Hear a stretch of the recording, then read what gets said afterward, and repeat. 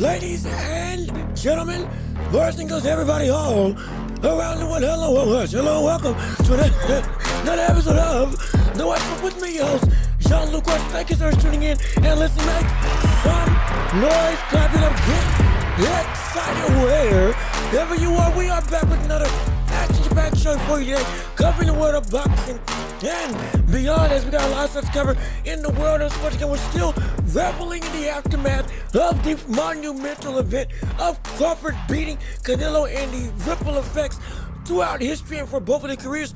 As things go forward, we got to touch on what's going to happen next in terms of Canelo Alvarez, as we're looking to see how does he bounce back, what's his next steps, what's more likely, a rematch or potentially going back to the ringer of 168. Does he call it quits? We got to discuss that. Also, as you can see in the thumbnail, Crawford versus Floyd Mayweather.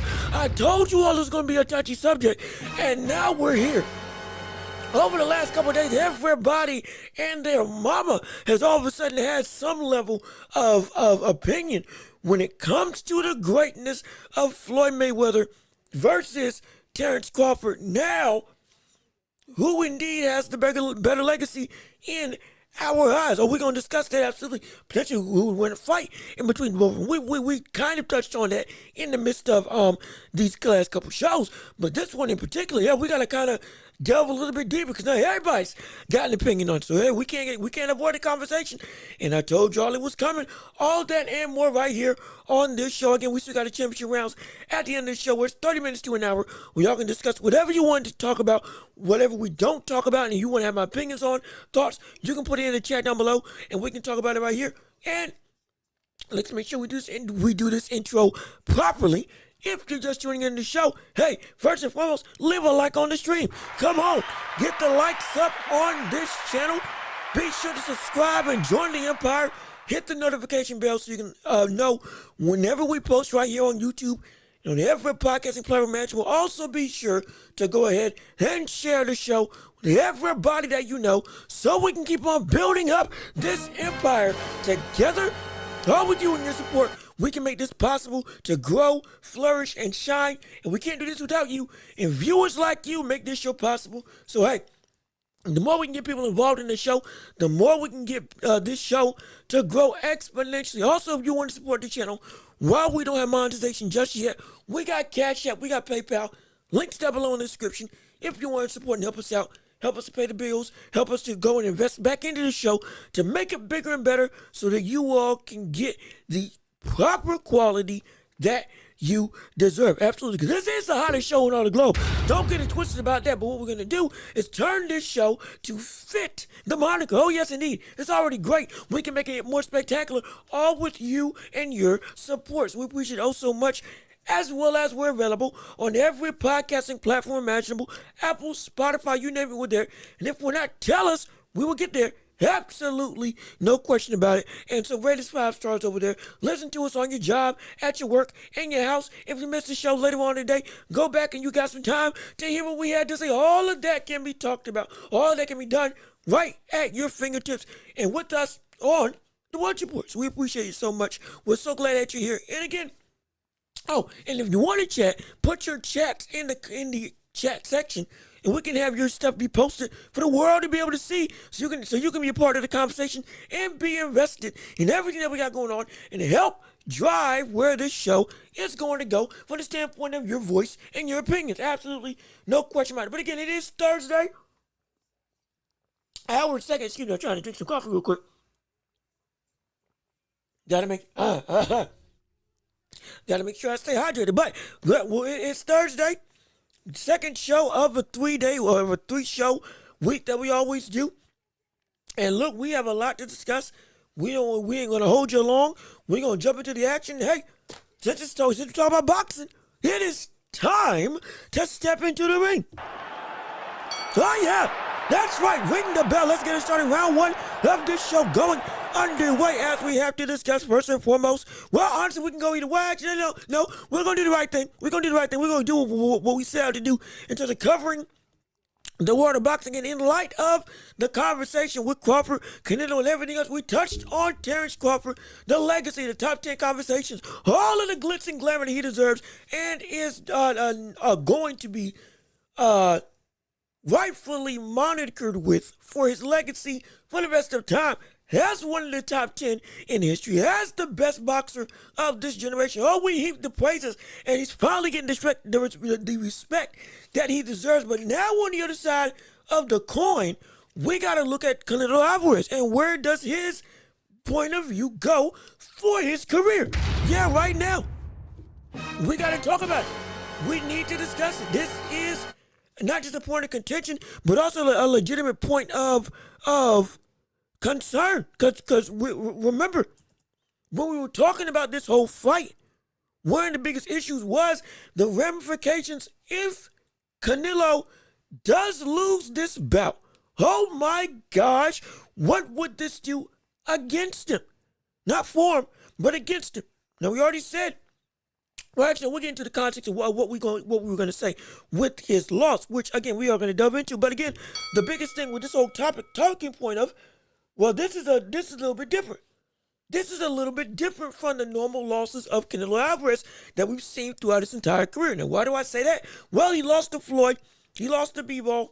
Some people argue that he should have lost to Gennady Golovkin. But at least the concrete losses, it was those two. It was definitively those two. And with those two, again, caveats, or at least there were explanations that could be made, and the pathways of what could be done was indeed a little more simplistic, or at least not just simplistic, but also still vastly wide open. When he lost to Floyd Mayweather, undefeated, going in against again, bona fide Hall of Famer, all-time great, came in heavier. Again, had to come down to a catchweight against Floyd to fight him. Floyd, with his experience, his ability to get his all-time great talent, beat him clean. Next thing you know, okay, boom. It is what it is. Now, what was said, Canelo was younger, Canelo was still adapting, Canelo was still learning. Old lion, young lion type of situation. Canelo was looking like the next big star. Floyd was at this point in time, most likely the definitive name in the sport. Him, Manny Pacquiao, were the two biggest icons of this point in time. And he fought, lost. Okay, you'll grow from it. You'll develop. You're going to have your time. It's just you're just not there yet. Understandable. And he got a pass. And he was still able to garner the career that we see now. When he lost to Bebo, it was after he had become undisputed at 168. After he had come to undisputed at 168. Gone through the ringer. And had fully encapsulated and lived up to the hype of what we thought he was going to be, which was a dominant star in the sport. Excuse me. And he was. Yes, he was. And he went through and shined. Absolutely shined. Came undisputed at 160, came undisputed at 168, was able to go through and beat the likes of Caleb Plant, then Daniel Jacobs, Lara, Trout, Khan, I'm missing somebody. But we're not going to bring up, again, not the last five, but Berlanga, it just as names, varying degrees, but in the early parts, really, really good. Billy Joe Saunders was doing great. Then afterwards went up and go for Kovalev 175, came back down, kept fighting at 168, moved up again to Bebo, lost to Bebo. Boom. Didn't look the same. Was sluggish. Stamina wasn't right. Body couldn't take the weight anymore. Bebo was just too big. Hey, explanations for the outcome. You tried greatness. You failed. Move back down. We know where you're at your best. Keep on dominating like you are. He was a pass-through. And the roads were wide open. Now we're looking at a situation. That's not the case anymore. That's not the case anymore. The explanations that can go and push, not necessarily push this win under the rug, but push this as on the back burner, that's not existent for this fight. That's not existent for this win or for this loss for Canelo. Not at all. This man's at a situation where he is at a crossroads, and it's in a bad way, because now, not just with the heaps of criticism for his own skill set, that has diminished over time, which again, he is still in the tail end of his prime of his career. We're not gonna diminish this, like I said yesterday, like we said leading up to this. We're not gonna diminish what Canelo is or what he was going into this fight and what he is after the fight. We're not gonna do that. But We've acknowledged what's been a decline. And we've also acknowledged the amount of lack of competition, including Berlanga, including Skull, though that was a necessary evil that had to happen, including the likes of John Ryder, Jaime Munguia, which again was a Mexican war, contradicting what he said about would never fight a Mexican, which is why he said he would never fight David Benavidez. But still, at least that got away because get old guard, new guard, hey, makes sense. I'm fine. Charlo, no contest, was a bum, wasn't able to do anything. And again, why are you taking on this type of test instead of taking on your biggest op, which is now unavoidable, in David Benavidez? Because there is no longer a road where Canelo's greatness can excuse his ability not to fight his biggest opposition that he's been avoiding.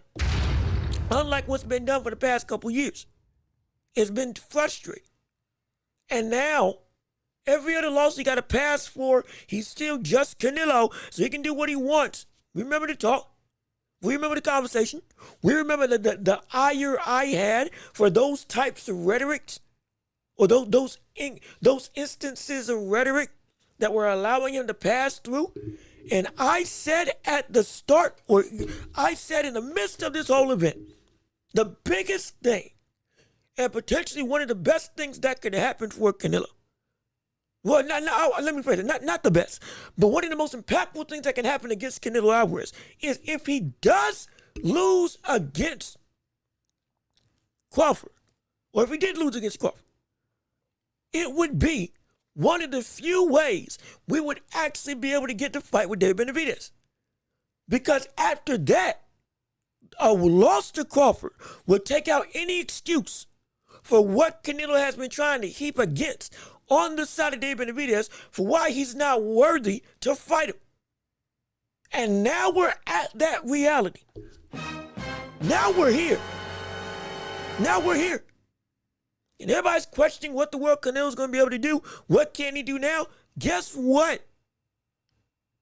Literally, there's nowhere else for him to go. There's literally nowhere else for him to go.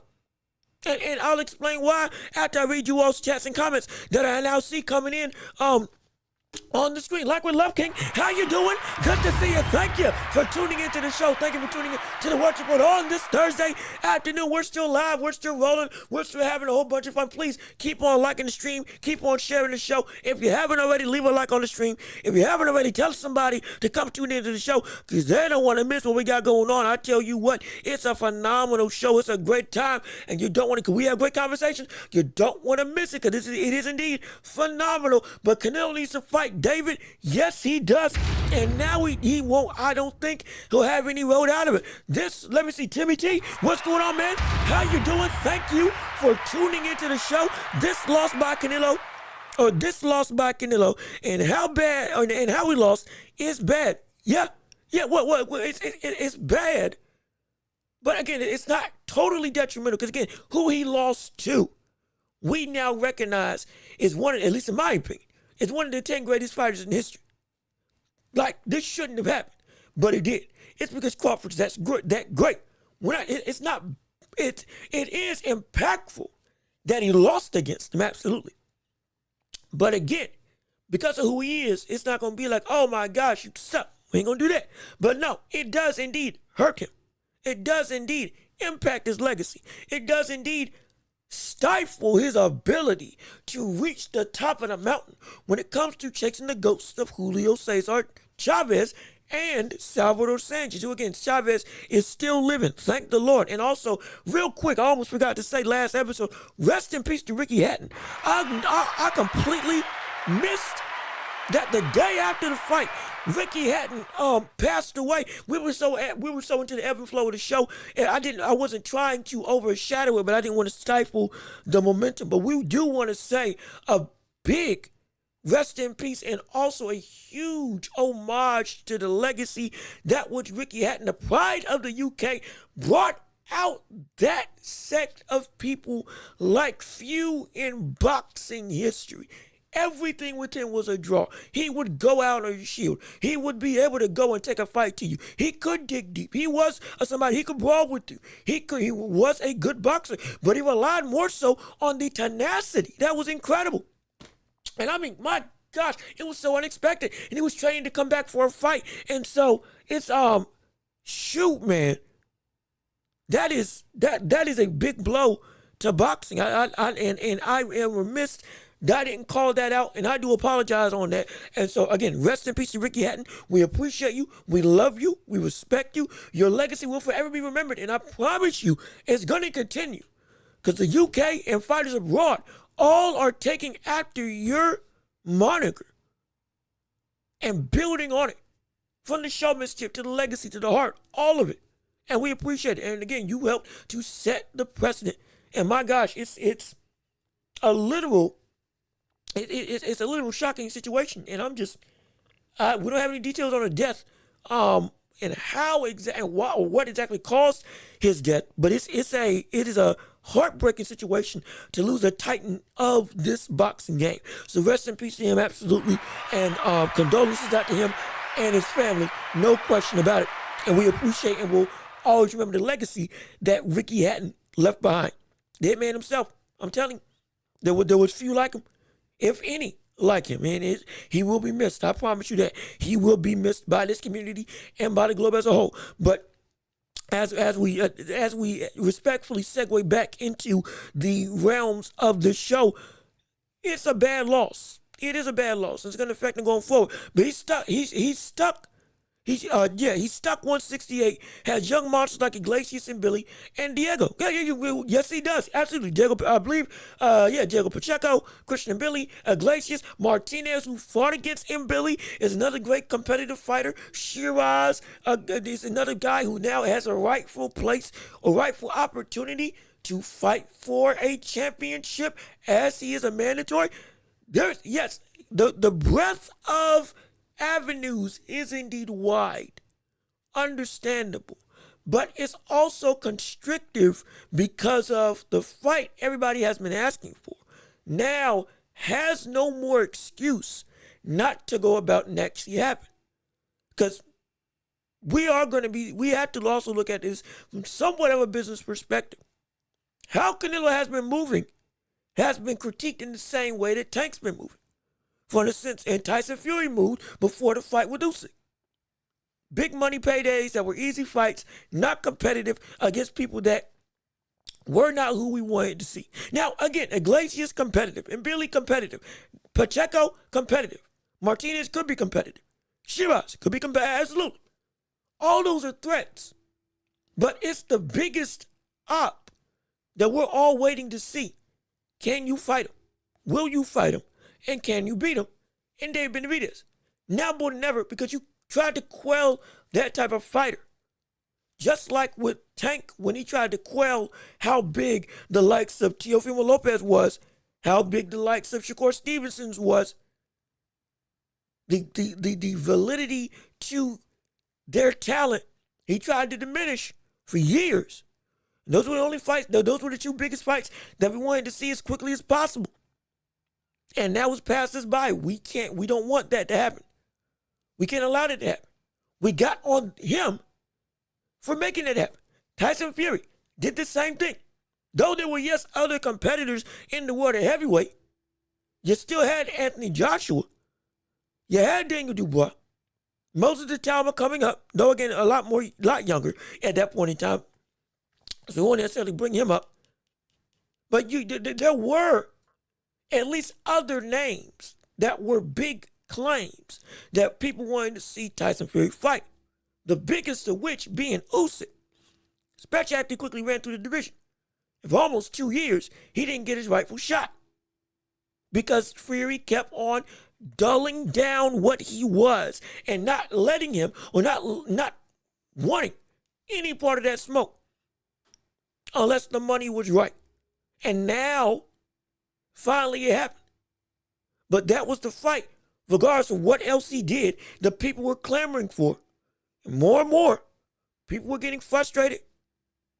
And no other fight was really looking as lucrative, though he could still make money, to get up and get out of bed for outside of the Usyk fight because the public put their foot down.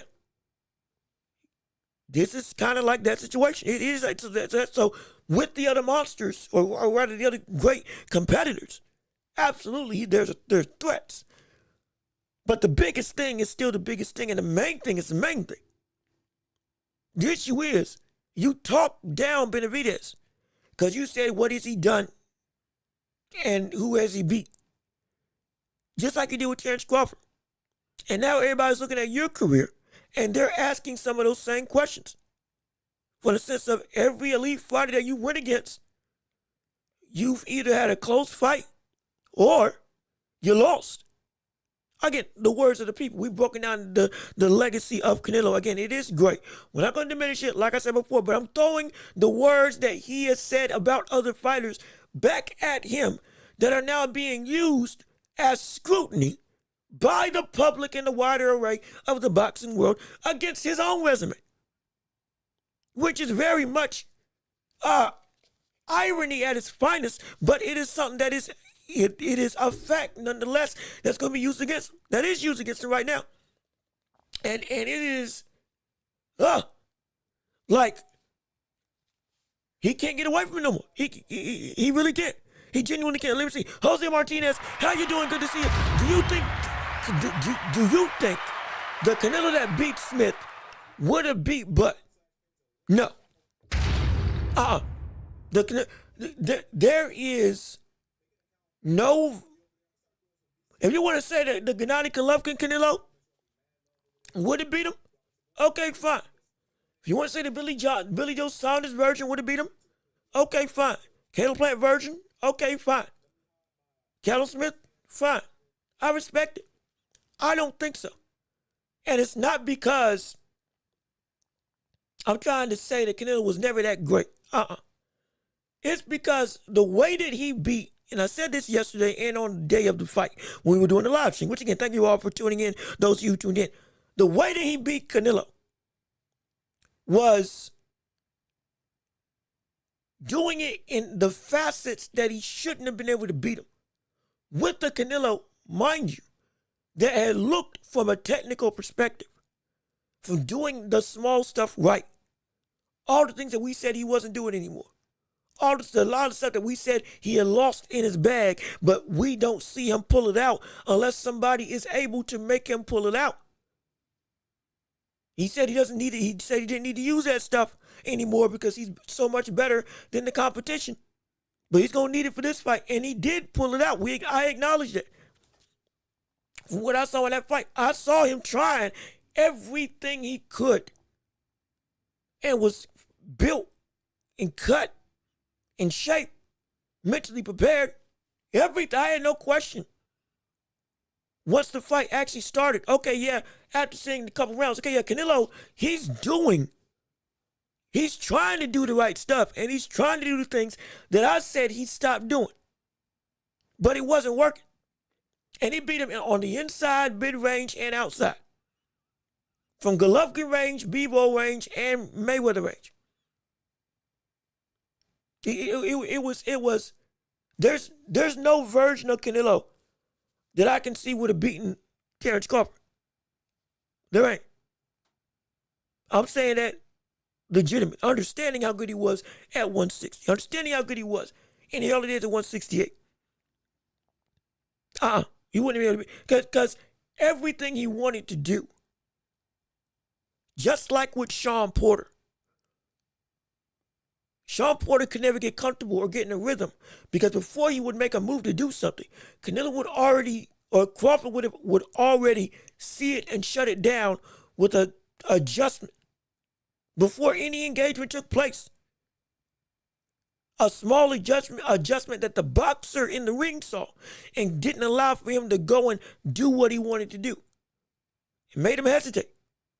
That same thing happened to Canelo as well, with Canelo being a league's better fighter and using everything that he could, trying everything he can, and it wasn't enough. So I don't think any version of Canelo beats Crawford. Some others might give better fight. Understandable.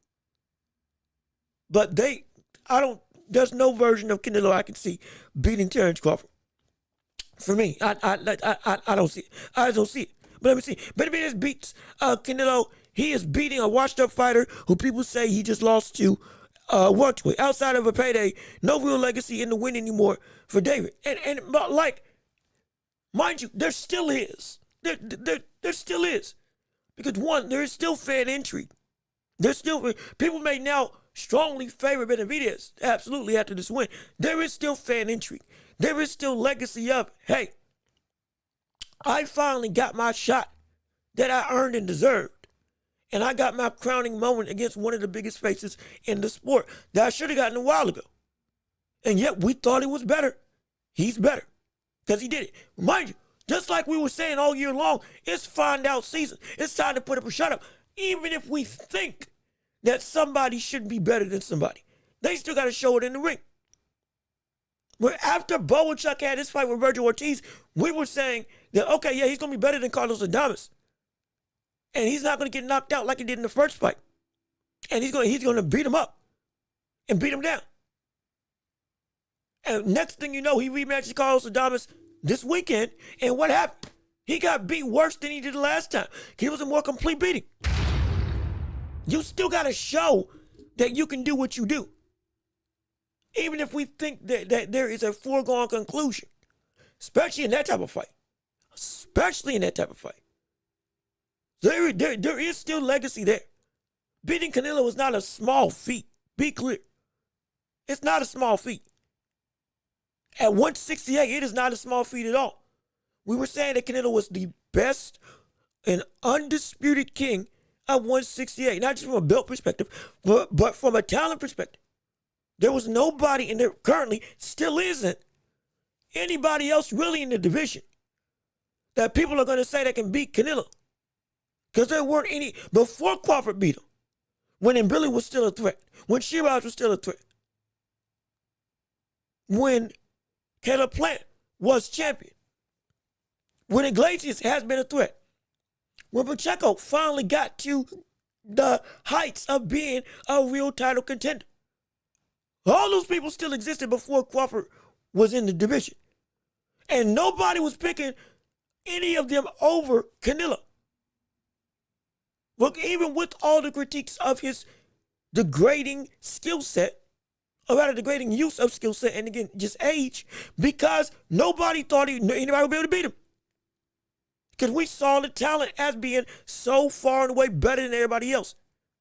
So yes, it would still be a big deal if he beat Canelo. And that fight still does need to happen. Regardless of whether you think he would win or not. Regardless of whether you think it's not even a close fight anymore, it still has to happen. Because the money's there. It's too much of a legacy fight still. And if Canelo beats David Benavidez, is that not a great win for Canelo? Would it not be a great win for Canelo? And would they all of a sudden shut up and say, oh, nah, all that stuff that you were saying about Benavidez was getting ducked by Canelo? All of a sudden that gets put to rest. And that's a big thing for Canelo.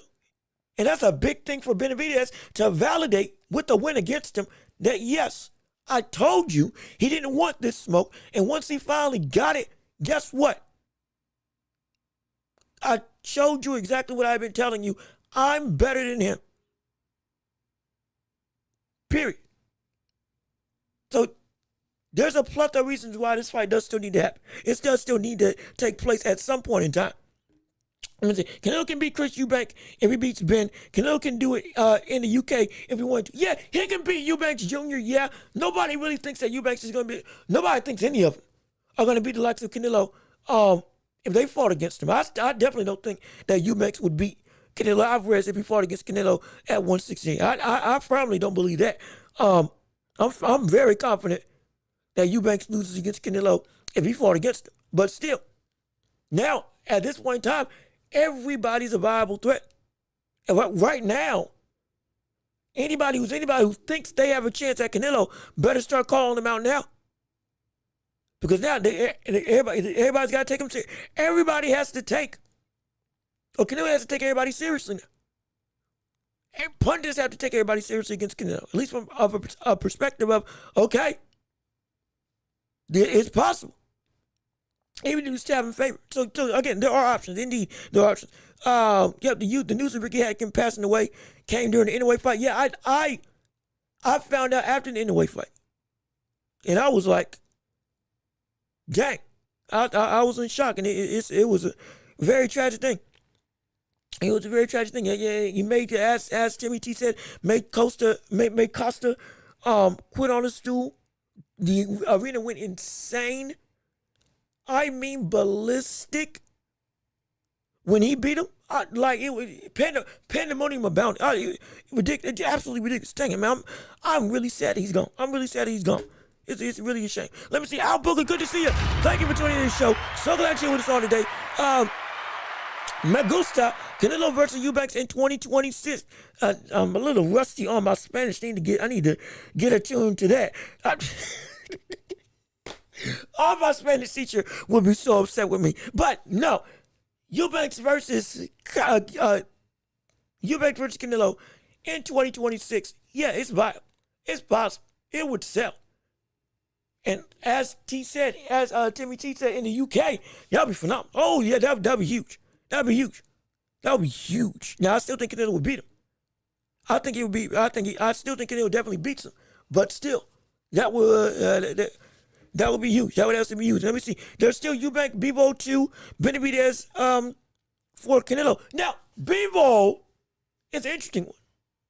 Like again, I said the Benavidez fight needs to happen. It's got to happen now. There's no way he can avoid that fight anymore. Because that's also one of the few huge mega events that would still make bank and be, from a timeline of boxing standpoint, incredibly impactful. It has been anticipated for the longest time.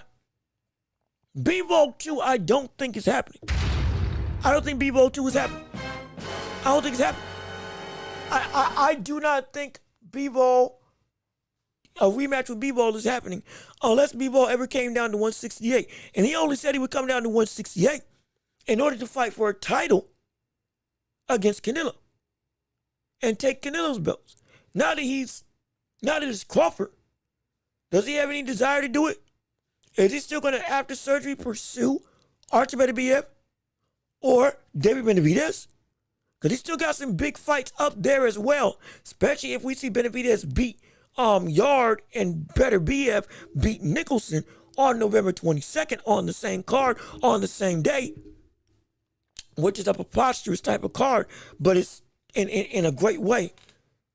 But that's what we're looking at.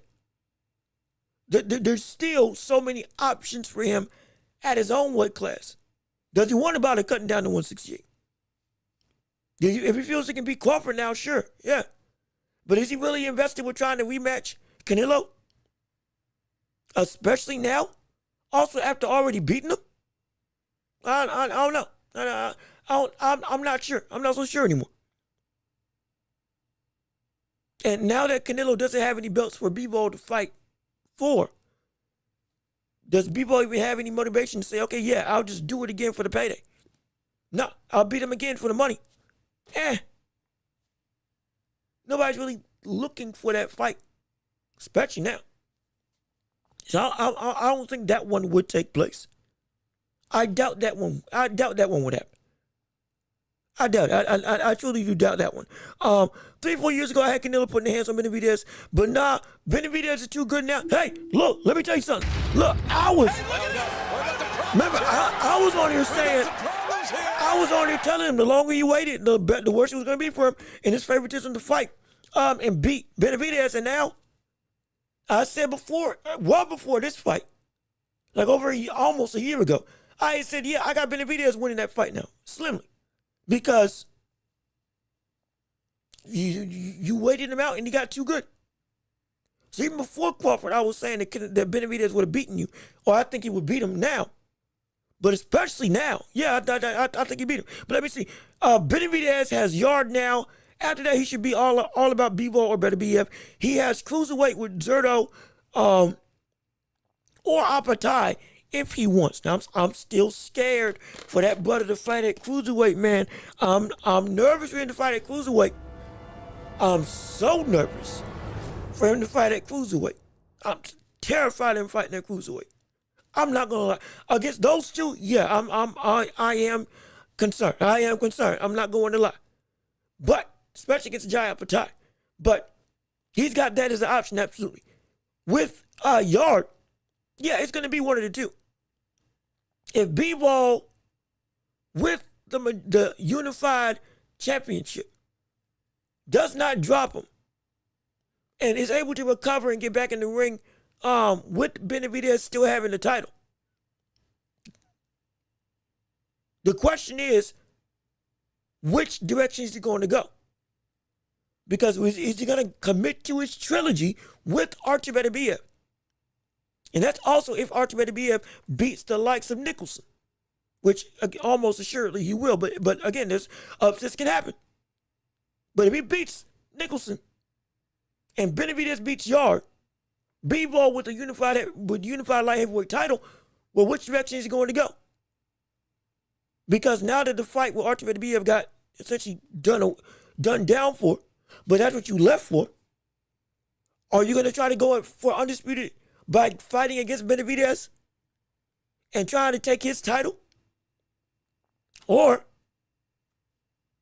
will you commit to Beterbiev trilogy, third time round, and then wait out the likes of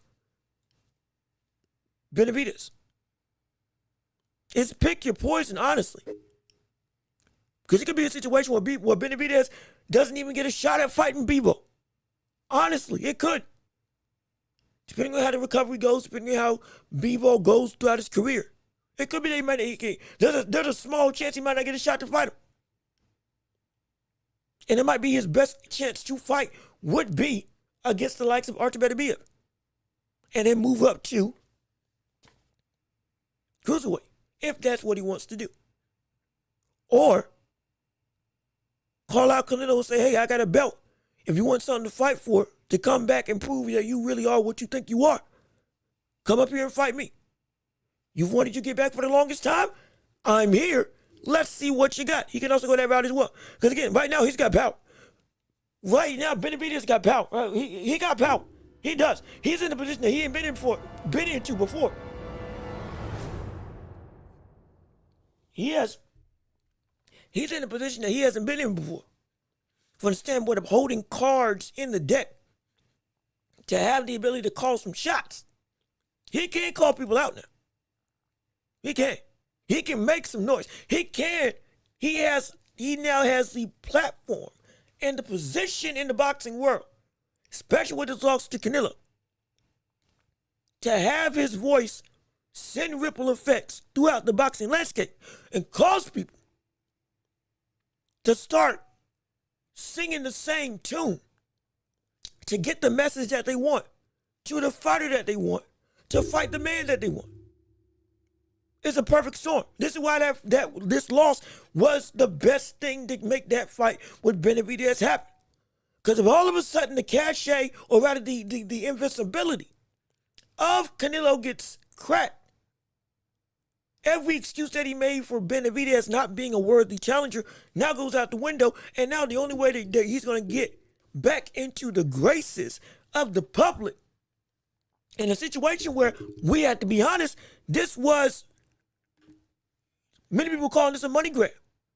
People didn't want this fight with Crawford.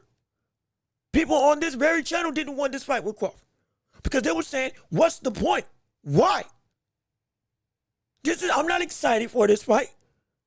I'm not amped up for this fight. We know Crawford has no chance. Crawford is biting off more than he can chew. There's no point in Canelo doing this. You could have, where's David, huh? Give Pacheco a shot. Give anybody else a shot. Go back up to Bivol. If you already, we already saw what you did with Charlo, why do we want to see you try to do that against Terence Crawford? He may be a better fighter. Again, we're talking about the rhetoric of that point, the rhetoric that was said at that point in time.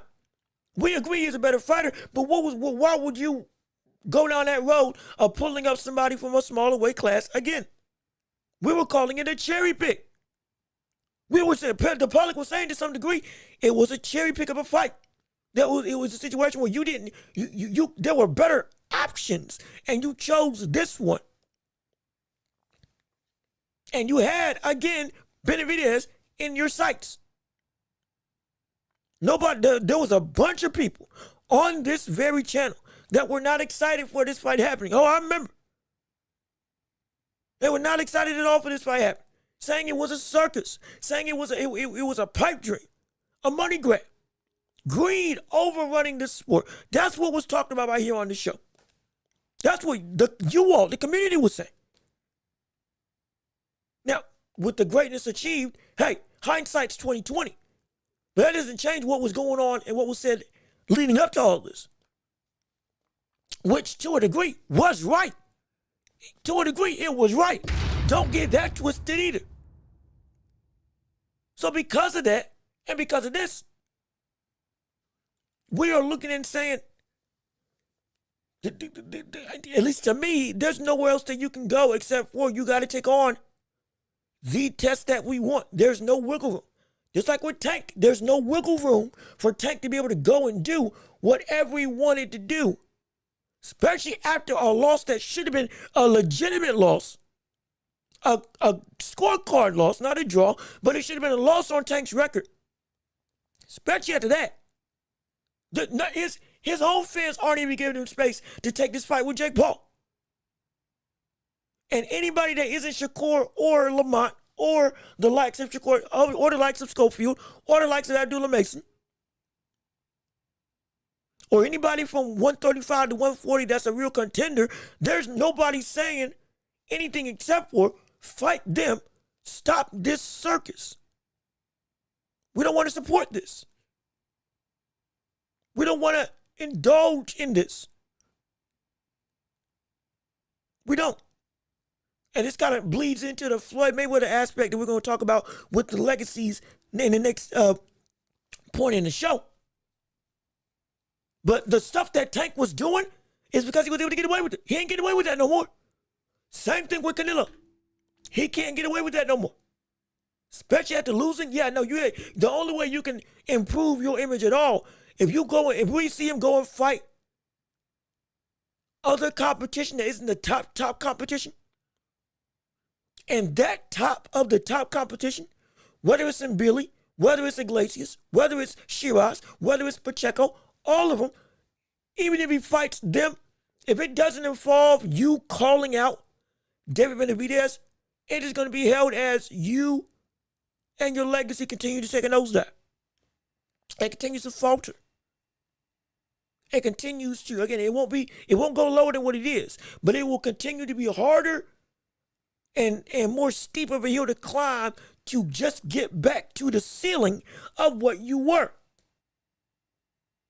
Or get back to the ceiling of, okay, I'm at a point where I can break through to another level of greatness and legacy.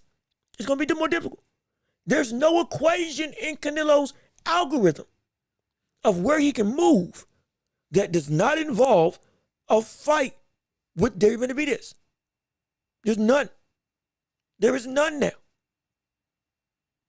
Because everybody's saying this should have been David Benavidez's opportunity.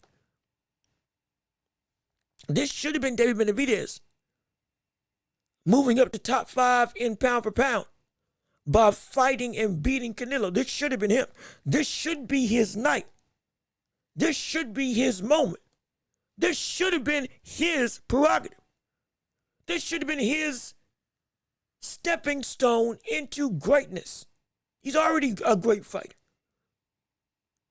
But to the likes that we're talking about with the Inoue, with the Usyk, with the Crawford, with the Bam Rodriguez, with a Junto Nakatani, the people that are doing great stuff genuinely, he should be talked about in that same vein as well. But the issue is that fight to push him over the top, he never got. Just like with Crawford before Spence, he never got that. And even after that fight with Crawford and Spence, the cachet of, okay, the biggest star in the world, not just from a talent perspective, but from an actual notoriety acclaim, he didn't get that full breadth of recognition up until he beat Canelo. And now everybody's saying, oh my gosh, his career is good. His resume is great. He has beaten some phenomenal people. Maybe that fight with Spence wasn't because of anything except for he was better. How good was Sean Porter?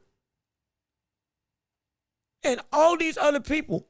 Calavasquez, all of a sudden, he's looking mighty good now. Ricky Burns is looking mighty good. Everything off the backs of Crawford's legacy now just got shined on with the light of the sun.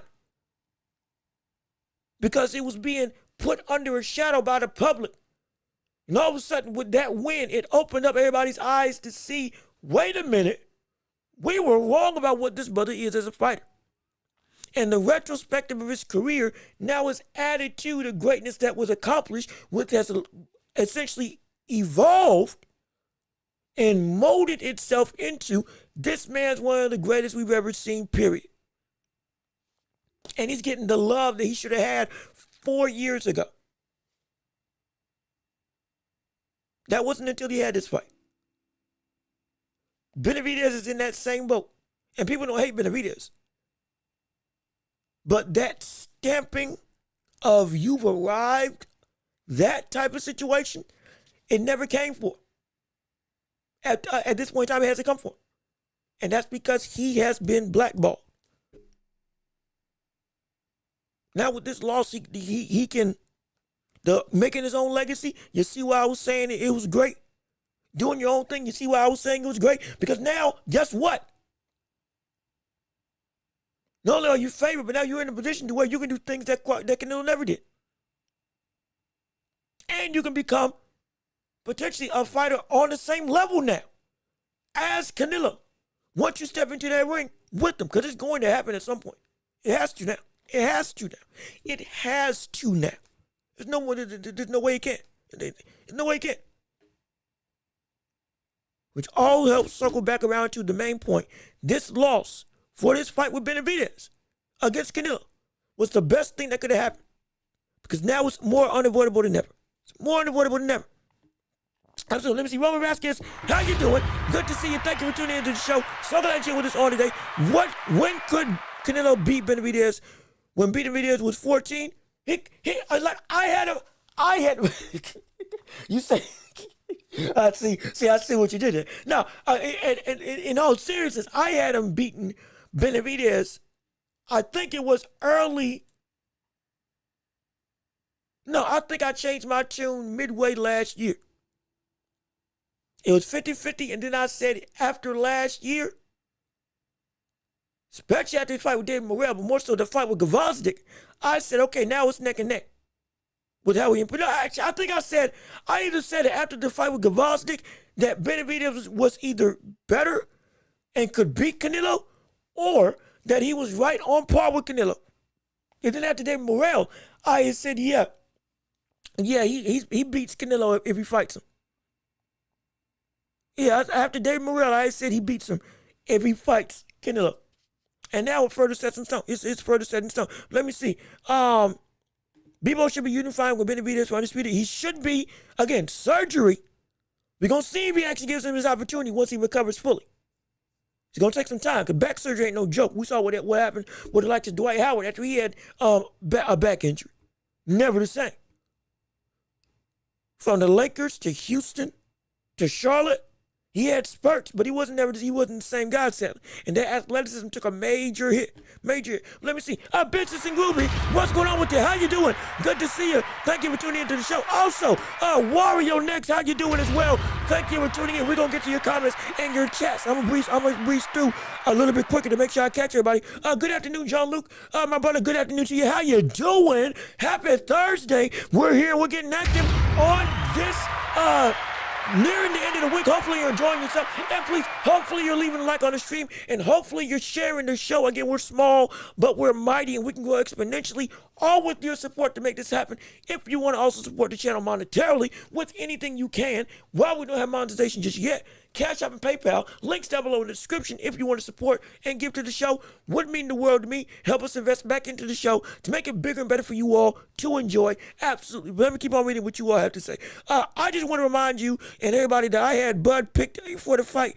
Watch the tape if you don't believe it. Hey, you did. You did. You did. You did. Hey.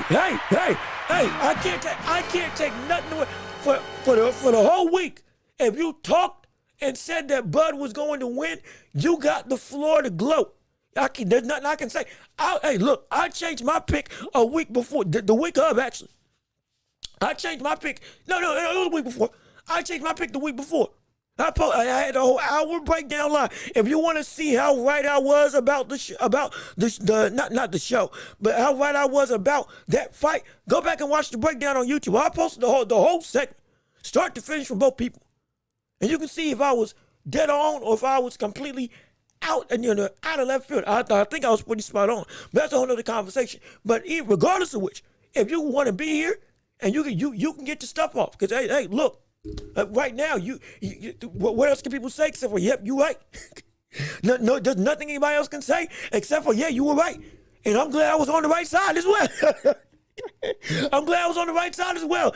Thankfully, but let me see. Also, did you do another live after that fight? Yes, I did. I did call Inoue versus Ahmed Dali, and thank you all to everybody who tuned in to that live stream as well. We ended the first one at 2. We started the next one at 4:30. So we had 2 hours, 30 minutes in between, and then we just kept it rolling. And so it was 5 straight days of streaming.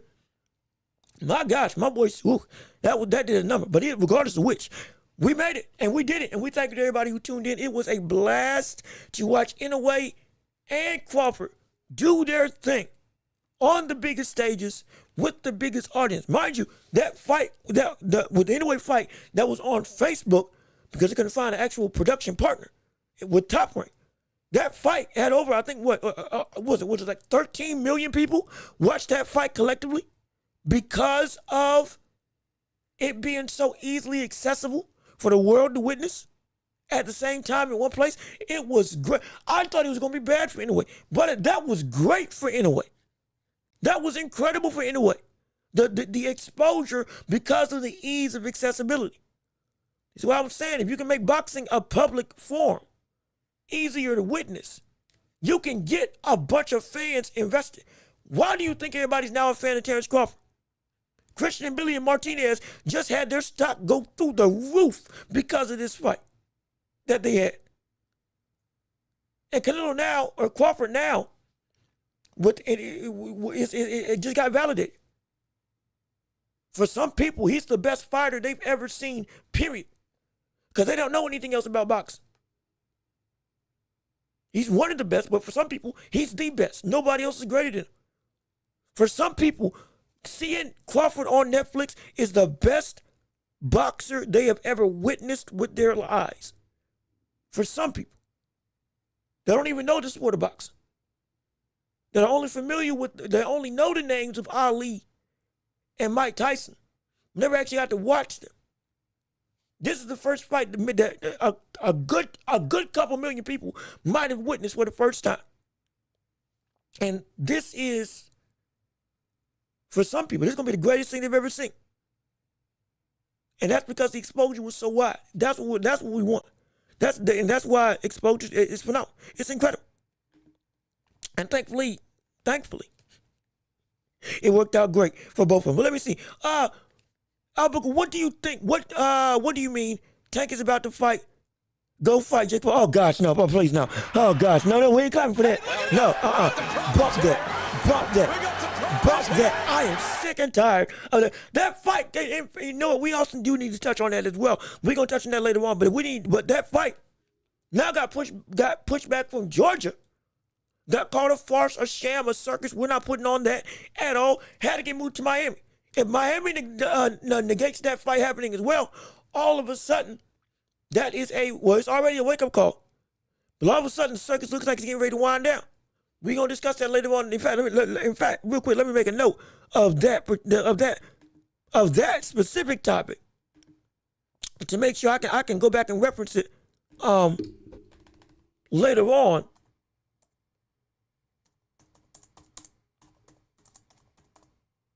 I just want to make sure that I got it down so I can be able to go back and revisit this, because it is something that necessarily we do need to discuss, absolutely. But let me see, a Wario next. I told you I was going to get down to you. Now let's see what you had to say. As a big BDS fan, I wouldn't be surprised if Bud outboxed him at 168. Plant and Morrell were doing good until they got tired. Bud got elite endurance. Now that's an interest. Now I'm gonna come back to this. That's an interesting sentiment. And I think I'm gonna come back to this. I'm gonna come back to this conversation. I'm gonna come back to this. Bobby, let me see how you doing. Good to see you. Thank you for tuning in. So Bobby 777, what's going on with you? Thank you for tuning into the show. Leave a like on the stream. So glad you're here with us on today. Let's see what you got to say. Canelo has like $1 billion and is a Hall of Famer. He can only hurt his legacy by continuing to box. What? That's not true. That's not true. That's not true. Because again, he still has so much room to work, and his foundation is still there. He shouldn't just retire. Let's be clear about that. There still isn't many, if any, that I have at 168 beating Canelo outside of the likes of David Benavidez. It still isn't many. He's still that great. He won't. If he stops fighting on this point in his career, that would be the de facto worst thing to happen, at least in my eyes. Because then you're like, you still had work to do. And you still had greatness that you could have achieved. And you're younger than the man that just beat you. You still have the ability to improve and adapt. And you're young enough to capitalize on that opportunity and still become a better version of who you are. And you don't. This ain't like Roy Jones Jr., where he fought too long and now he just hurt himself, and now it's, if you had retired after going up to heavyweight, instead of coming back down, you would have been you would have been the greatest fighter in history. For a lot of people, you would have been better than Sugar Ray Robinson if you hadn't done what you did after heavyweight and continued to fight. If he had retired after Antonio Tarver, the first fight, when he won, he could have, again, still been valid. You reclaimed the title at 175 after heavyweight? Yeah, that's some GOAT type mess. You ain't got nothing else to do. Even the loss to Antonio Tarver wouldn't have been as big if he hadn't continued to fight when it was well and good seen that he just wasn't there anymore. After that knockout, now it was like, okay, hey, the thing that made you, you don't got it no more. And you need to stop. That's not the case with Canelo. He just got beaten out box. That's because, and more so, of his own deficiencies that we've been saying, he stopped doing. And now he's got to get back to that. He still can. And again, I've said this, and it still bodes true to this day. If he needs to fight David Benavidez, because that is an integral part to his legacy. David Benavidez is one of those X factor fights that every fighter has in their career. First, it was Gennady Golovkin as first it was Gennady Golovkin as a non-negotiable type of fight that you have to have happen once you moved up to 160. There is no other fight that we want to see that needs to be for your legacy as that fight. And the other one is still David Benavidez. Even after this loss, there is no other fight bigger than that fight that is a non-negotiable X factor that you need to answer of whether you can beat him or not. There just isn't. There is not. Pacquiao and Mayweather, it was non-negotiable. They had to fight each other at some point in time. Pacquiao waited 5 years too late, Mayweather waited 5 years too late to fight him, when he was actually a real big threat. And this is after Pacquiao had lost to people. Still, 5 years earlier, a way bigger threat than he was when he fought Floyd Mayweather when he did. But that was still a not negotiable fight that had to take place. Ali Frazier had to happen. It had to happen. Had to. This, Spence and Crawford, it had to happen. It's a not negotiable. You can still be great. You can still be great. But you have to go through them at some point in time, or else you will be penalized for it from your greatness as a whole. But if you take on that test, hey, that's not a problem. That's what we're saying. And yes, Canelo has his billions. He's got his money. He's got his cachet. He deserves everything that he's got. No question about that. Carried the face. He was the face of this sport for upwards of 10 years. At least 7. At least 7 years he was the face of boxing. At least. After Floyd, it was Canelo. And Canelo took that. He took it. He was already a rising star. He took that moniker by doing the dirty work against everybody in his own division, moving up in divisions, beating the best in the divisions. Legit. We criticize his moves later in his career, but we don't criticize what he did getting up to 168, because there's nothing to criticize. There's nothing to criticize. Because he did what he was supposed to do. And he took the title of the face of boxing by doing more than anybody else was doing at that point in time. Valiantly, against the real tough competition. Faced off against the greatest middleweight of this era in boxing, in Gennady Golovkin. 3 times. Twice when Gennady was in his prime, when he was one of the most avoided champions in the middleweight. In boxing, forget divisions, in boxing he was one of the most avoided champions out there. And Canelo went in the ring with him 3 times. Insane work. That's insane. Daniel Jacobs, when he only had 1 defeat, 25, I think it was like 29, 25 knockouts on his resume with 32 wins, something along those lines. A real threat. Beat him. Clowned him. Styled on him. That's impressive. A host of other wins I'm not even bringing up because it's too many to count in some cases. But the money's there. The legacy's there. But growth is still there as well, and you can't negate that, because if you do, now you're capitulating that, yeah, I ain't got nothing, I don't want to deal with this no more. And Canelo said himself, he still got love for this game. He still wants to fight. He still wants to fight. It's just a matter of the man's, he's got to make the adjustments. That's on him. But the ability is definitely still there. It's still there to be achieved, to still be great, and to still dominate.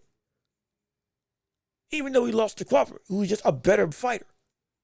We now know that assuredly now. Wasn't luck that beat him. He got beat, period. But there's still more work that he can do, absolutely. No question. Now again, to very quickly go back to next. As big a beat as is, I wouldn't be surprised to butt out box him. Buddy said himself, I can't beat everybody at 168. But I know for a fact I can beat him, in reference to Canelo.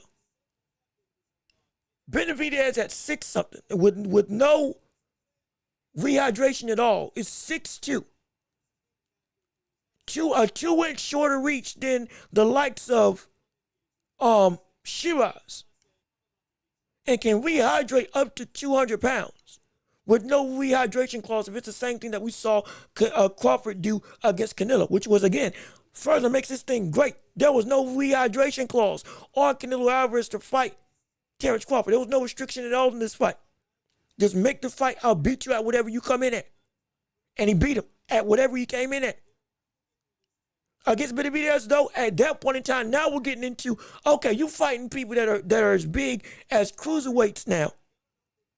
Most likely, even if it's at 168, can get up to a cruiserweight weight, at least 190, 180. With all the physical abilities of Benavidez at that point in time, now we might be going a step too far. We might be going a step, especially now that Benavidez is an established light heavyweight. Yeah, I think we're going too far. Because I'm saying I don't got Crawford beating Bebo. And it's not because Crawford ain't great. It's because that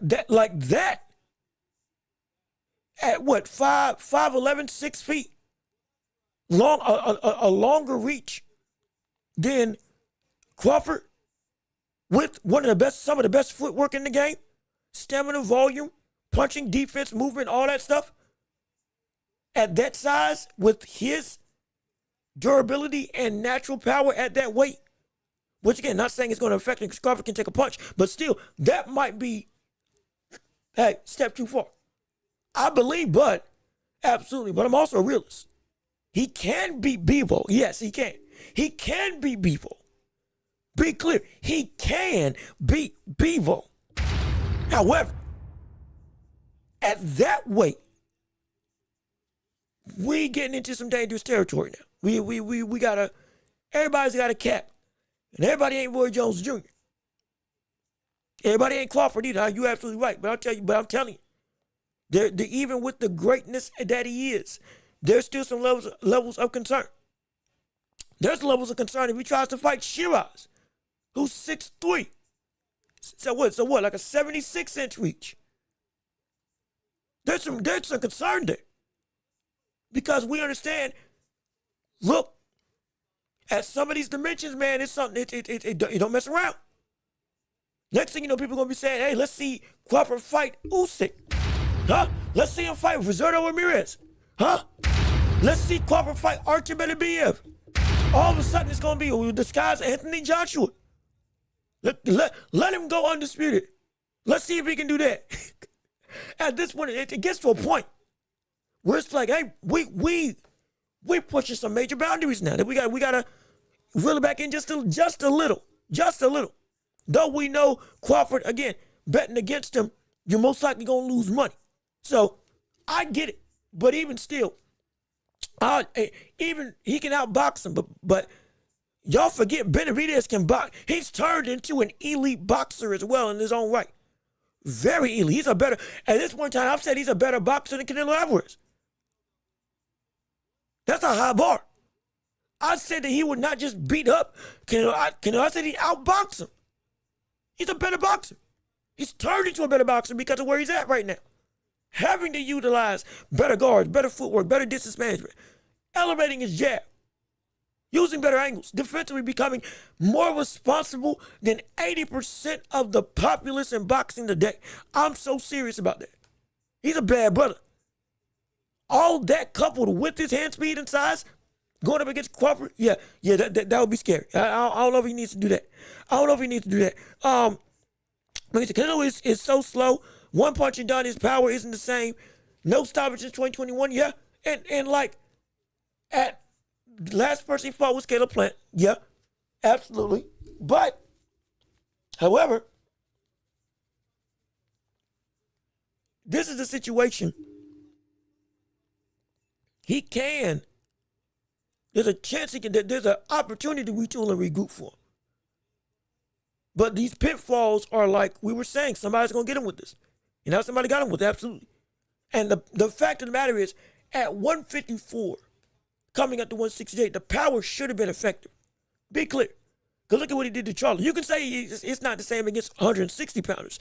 Against 154 pounders that were seen as elite like Charlo, it was effective. It made that brother stop fighting, period. It made Callum Smith not want to engage. Bivol gave him respect because he said, yeah, he's strong. Even Crawford said, yeah, he hits hard. And he clarified he doesn't hit harder than Calavasquez only because Calavasquez was able to land his signature shots more often on me than him. Canelo never got to land his best punch on me. But even without that, he's still strong. That's still a hard-hitting brother. At 168, it might not translate to knockouts like we normally did against Caleb Plant, but it's still impressive nonetheless. It's still impressive nonetheless. Let me see. And Billy and Martinez would give Canelo a lot of problems with that high punch output. If Canelo ends up fighting Benavidez at what weight you think it'll be? It'll be at 175. It'll be at 175. Benavidez is not coming back down for Canelo, especially now. Benavidez is with a title around his waist. Legitimate. Benavidez is not coming back down to 168. He's not. There's no way. There's no way he comes back down. For Canelo without a belt, there's no way he comes back down to 168. None. The only way that fight does happen, which I think it will happen, is a catch weight or Canelo moves back up. Because that's the biggest fight in Canelo's arsenal right now to make happen. It is. Be clear. If that fight got announced today, and it hinged on if Benavidez beats Yard, he gets Canelo at 175, guess what? That would be the biggest fight of next year. That would be the biggest fight of next year. It would. It would. The only thing that would tie it or trump it would be Shakur versus Tank. That's it. Or Junto versus Inoue. So it'll be one of the 3 biggest fights of the year, and I would bank it would be the biggest fight of the year if that happened. Because, again, that's why I keep saying that it needs to take place. But it'll be at 175. It will not be back at 168. I'm almost assured of that. Benavidez whoops him. Yeah, I agree. I think Benavidez beats him definitively. Now, I've been saying that for almost a year and a half. Or no, excuse me, a little over a year. But yeah, I'm with you there. Let me see, Fredo, what's going on with it? Hey, how you doing? Good to see you. Thank you for tuning into the show. So glad you're with us on today. Let me see what you had to say on the show. Bud said he isn't dropping the belts. So what's going to happen? Johnny back at 160 has no popularity. Bud is kind of in an odd position at this point. It's not odd. It's in limbo. It's not odd necessarily, it's in limbo. Bud is now at the point in time in his career. Oh, well, actually, before we do that, let me read the rest of your stuff so we can make sure we get everything that you're saying. Bud don't want to do Roy Jones to start playing with fire. That is a real concern. When Roy went to heavyweight, that was it. Career finished, no place. But he got too greedy, and he thought that if his body moves up to heavyweight, he can make 175 and be just fine. He cut muscle instead of cutting weight because he tried to drop down so quick to fight Antonio Tarver. If he had taken a lot longer of a layoff to get his body back down to 175 properly, or at least with a longer time of molding the muscles, he might have been able to keep most of the athleticism and beaten Antonio Tarver with ease. Because Antonio Tarver, if it was on the way up, if it was Antonio Tarver fighting Roy on the way up, Tarver had no chance. Tarver's not a better fighter than Roy Jones Jr., even though he's a phenomenal talent. He's not a better fighter than him. From the undefeated run moving up to heavyweight, if Antonio Tarver had gotten in his way, he would have gotten beat. He would have gotten destroyed.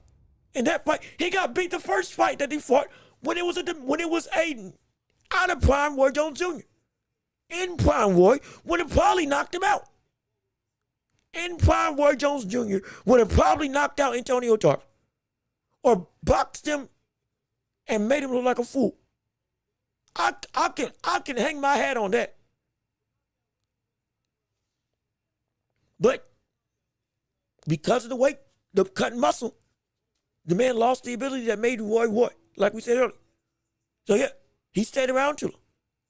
And again, he beat him, lost, and then lost again. And then after that, he should have probably called it quits. But he just, for some people, you can't get it. They gotta fight. You can't get it out of him. Pacquiao should be retired. He's back. because he legitimately loves fighting.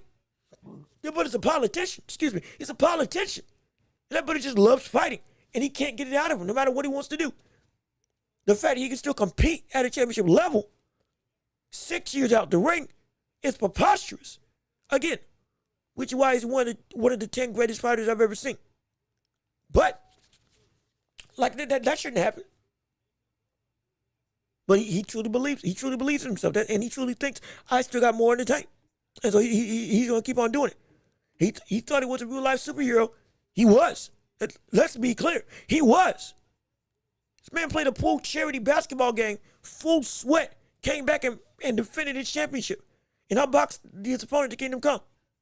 His opponent was a legit threat. And so, like, he was legit a superhero. He was the closest thing we had seen to the dominance of a Sugar Ray Robinson. If he had retired after Ruiz, most people would have had him as the greatest fighter in history above Sugar Ray Robinson. Even if he had retired after losing to Antonio Tarver. Right after that fight, said, okay, yeah, I'm done. I don't have it anymore. Most likely it would still be perceived that he would be a greater fighter than the likes of Sugar Ray Robinson, which, again, it's such an insane feat to say or insane feat to achieve, but he just about did it. That's it. He did, again, but what happened. Crawford, he has to be wise because he says he's not coming back down to 154. But if he did attempt to go through and fight at 160, if you can beat Canelo and you can take his power, you can beat the others in the world of 160. You can. You definitely can. You can beat, we don't question 154 no more. But you can beat the likes of most of 160 almost for most people's money. Again, if you cut the weight down properly. Or wait for them to unify and take on one big test with Janibek. It would be greater if he went through and got the belts one by one, fighting against everybody in the division. Now, that would be preposterous. I understand, absolutely. But I'm telling you, if we want to go the route of 50-0, guess what? That's going to be a way to do it. Because it's possible. It is on the cusp. Y'all think I'm playing when I said it, that history ain't there. It's there. It's there to be made. It is there to be made. It is absolutely there to be made. But let me go back up. I think there was one person. There we go. And Billy. This one. And Billy and Martinez will give Canelo a lot of problems with the punch output. If Canelo is a fighting benefit, asking me. I answered this. He'll be at 175. And Billy and Martinez, they would give Canelo some trouble. They would. These fights now become more interesting, especially with their style. But they got to handle each other first. They got to fight each other first before they fight Canelo. That fight's too good not to have happen again in Billy versus Martinez. At this point, I would see that as a main event. No title needed. That was the fight of the night. That was the fight of the night, absolutely. But going back to Fredo's initial point, also, I think Love King said something as well. Canelo Alvarez versus the undefeated Charlo brother. Oh, you talking about Jamal? Yeah. Yeah, that could happen. That could work. Yeah, Jamal Charlo, who's now at 168, I believe, in lieu of not having a fight with Caleb Plant, because Plant lost to Resendiz. Yeah, I could see that fight happening, but still, we at least need to see Charlo active again. This is the problem with him, inactivity. We at least need to see them back in the ring again. But yeah, he could fight him. Now, do I think he beats him? No. No. A lot of people said that Jamel Charlo was a better boxer than the likes of Jamal. He had achieved more. He was undefeated. I believe he was undefeated. Or at least one loss, but even still he avenged. Regardless of which, none of the Charlos beat Canelo in my eyes, even in lieu of this. Crawford being Crawford is a different breed. Everybody else, most likely, going up at 168. Nah, I don't see them beating him. Though there is like Love King said, there is a blueprint. But again, Floyd laid a blueprint.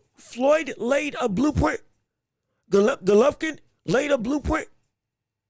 Bevo laid a blueprint. But it's about, can you enact it? Can you enact it? That's the issue. Can you actually enact that blueprint against him? And outside of those three, nobody else has been able to, except for now Crawford. And Crawford's just a different brother. Everybody, we keep forgetting. Everybody ain't Terence Crawford. I think we keep on forgetting that. Everybody is not Terence Crawford. And everybody cannot do this to Canelo. There's been bigger people that had way worse performances. Because guess what? They just weren't as good as Canelo. There's plenty of people that Canelo was just outright better than. Charlo being one of them. Most of 168 being one of them. He's just better than them. But Crawford is that much greater than everybody else in the sport. Crawford didn't beat him because of a chance. Crawford didn't beat him because of a fluke, because of bad judging. He beat them in spite of bad judging. He beat Canelo in spite of bad judging. He beat him so soundly that even bad judging wasn't able to give Canelo a victory. That's just straight up, I'm better than you. Mind you, Floyd had a majority decision against Canelo when he fought him. This is a better version of Canelo, a more dominant version of Canelo. A de facto in his prime Canelo. Tail end of his prime, but still in the prime. That had washed out his whole division. He beat him in a more, on the judges' scorecards, in a more dominant fashion. Because all three of them agreed that he won. Unlike with Floyd, when it was a majority decision, because one judge had it a draw. Like, it's insane. It's insane. Bomac back with Eubanks, so now he probably winning Trainer of the Year. Yeah, if Eubanks does indeed beat Conor Ben again, he's Trainer of the Year. Shoot, if Eubanks doesn't beat him, if Eubanks doesn't beat Conor Ben, Bomac's still going to win Fight of the Year almost assuredly. Almost assuredly. Bomac, if Conor Ben upsets Eubanks and knocks out Chris Eubanks Jr., one, that would be an incredible storyline, leading to a trilogy that I would love to see. But two, even with that type of loss, Bomac would still win Fight of the Year. But there's no bigger win for any trainer than this one. Yeah, he's trained other fighters throughout the years, but this is the cherry. This is going to be the biggest thing that be like, oh, yeah, no. Well, who else do you give it to? Who else do you give it to after this? Crawford only fought one time a year. Bomac trained him for a year, getting ready for this fight with Canelo. And he did that to Canelo? Yeah. Who else do you give the award to? And I get it. You got Garcia, you got Reynoso. You had Derrick James, even though he's been on a downtrend. But you got some good people. I'm almost assured now this one win is going to give him Trainer of the Year. I'm almost assured this one win will give Bomac Trainer of the Year. It will. I can almost assure you it will. I can almost promise you it will, because this is the great of every coaching situation. This was the biggest test against the biggest challenge with the slimmest margin of error. And he did that to him. It's insane. It's absolutely insane. But again, this conversation, Fredo, I said I was going to come back to it. I need to come back to it. Bud not dropping the belts. Janet back at 160, no popularity. Fine. Bud is at a situation now where, perfect point to switch gears. Bud's at a situation right now where he doesn't have to have another big name for it to be a big fight anymore, which we have been waiting on for years. He's now at a threshold. It's late. Too late, but it's now here. Anybody that he fights now is going to be a sold out mega event, because he is not just one of the faces of boxing, which he's been, but he is now at the top of that list for face of boxing. For many people, especially with Netflix helping, it's going to be, you're going to see a shift, and Crawford going to be seen as, okay, yeah, this man is the face of boxing. Most likely, you're going to see that shift. And it's going to be, he sells out against whoever. And anybody, because at this point in time, mind you, he's fighting above 154. At this point in time, anybody that he fights is a test, because you shouldn't be here. Understand that. Anybody that he fights is a test, because you should not exist here. You should not be at this division anywhere above 154. You shouldn't be. So you come back down, guess what? You're still above 154. 154, we were calling it a stretch. After that fight with Madrimov, now you win and you fought and you beat Canelo. With the killers of all shapes and sizes. Which again, if you did fight Fundora, if you did fight at 154 and never moved up to 168, guess what? You would have had to fight Fundora. 6'5" at some point in time. Virgil Ortiz, almost perfect knockout ratio. Boots Ennis, one of the biggest, most physically gifted fighters in the world. You would have had to fight them. You skip them and you fight Canelo. You definitely shouldn't belong there. And we were saying at the match, you don't belong at 154 either. We were saying, worry about this. Don't worry. Don't forget 168. But brother, you went and you did that. Yeah, you might be favored against everybody, but you shouldn't exist here against everybody, because you shouldn't be at anything above 154. So you doggone right. It's gonna be a huge deal. Whoever he fights now at 160 or at 168. Because you don't belong at 168 or at 160 at all. But you're here. And you beat him the way that you beat him. Yeah. We want to see how far this train can ride. We want to see how far this train can ride. And I'm going to tell you this now. The cachet he's deserved. The money he's finally going to get. But the ease at which he can now call his shot should be giving the fans a foregone conclusion that you're going to get the best fight you can imagine. Because Bud's only been about smoke for his entire career. He's been avoided for his entire career. He's been annexed from conversations in boxing for his entire career. Ridiculed because you never fought nobody when he was never given the chance. Now he can call the shots with how Crawford moves. He's going to take care of his body. He's going to go back, sit, rest, and look at, okay, what can I handle? For real. And once he finds whatever that upper limit is, guess what? He's challenging them for his belt. Or he's going to go and take their belt. One of the two is going to happen. One of the two is going to happen. One of the two is going to happen. And because that's going to happen, guess what? It's going to be a big deal. Because we know his star power is going to already be, everybody's going to watch. He's going to fight the baddest brother that's out there that he knows his body can take. So it's going to be a big deal against a real game fighter. And it's going to be a show. It's going to be a show. Mark my words, it's going to be a show. You know, I can't wait. I can't wait. I can't wait. So we don't got to worry about the notoriety. We don't got to worry about the positioning. It's an odd position because he's never been here before, where he can control whatever he wants to do. And every fight with Crawford now is going to be a mega event. It's going to be the biggest event of the year, like we always say with Canelo, or like we always say with Tank Davis.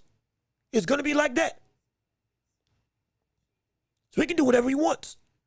And the fact that it's going to be a challenge nonetheless, we don't have to worry about whether or not the public knows the opponent.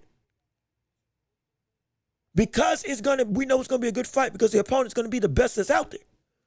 Bud is now able to sell the fight on his own. I'm Bud Crawford. Watch me do some crazy stuff. That's it. And now everybody wants to see that. So it's great.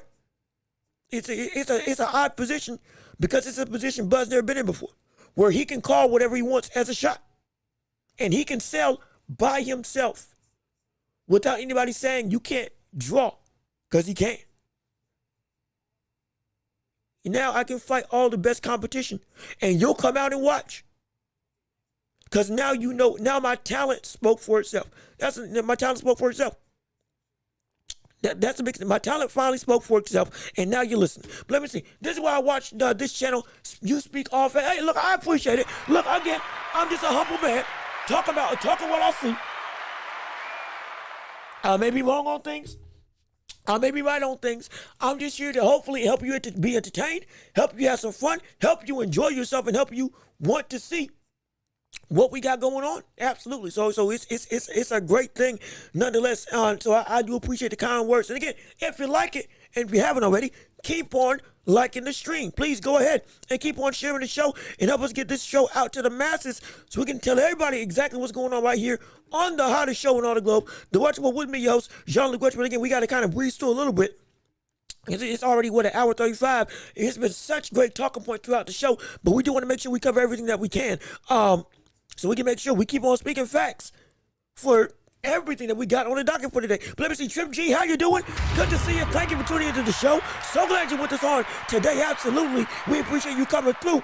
And glad you're coming in. Again, I'm not trying to miss anybody. We're going to start breezing through these chats a little bit more. But let me see right here. Let me ask you a question.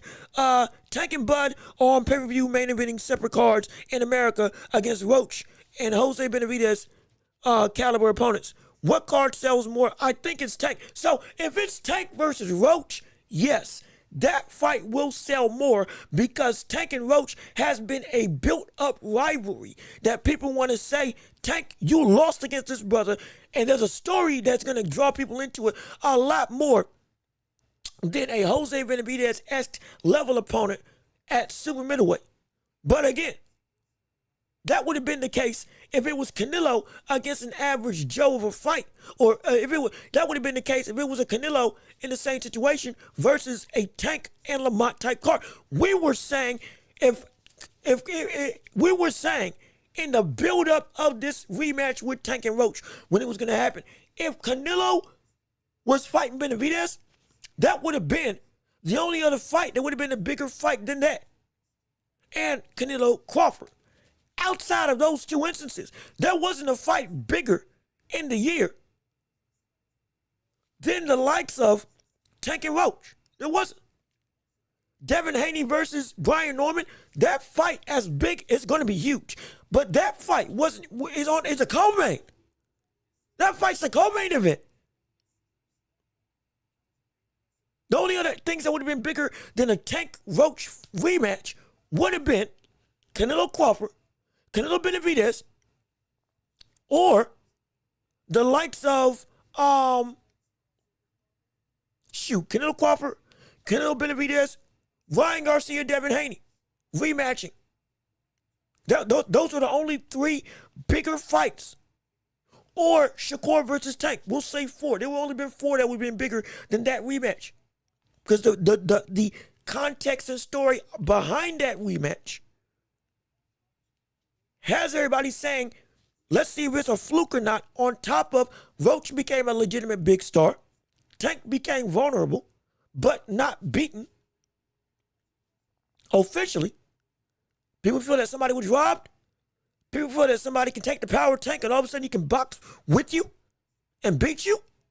Yeah, that would, of course, that fight would have been bigger.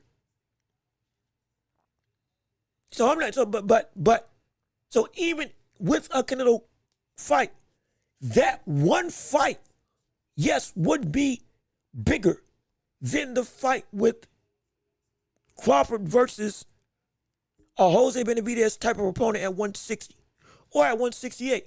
That's fine because that would have been the case with everybody.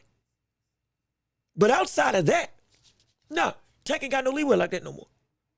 Most fights, it would be Crawford matching or beating what Tank would be able to draw because now Crawford is a worldwide known name. And his talent's way better than him. And everybody, he's just a dog. There's no cherry pick. There's no talking out the side of his mouth. It's just we there for work, so we work. So yeah, outside of Roach and Tank, and Roach and Shakur, or excuse me, and Tank and Shakur,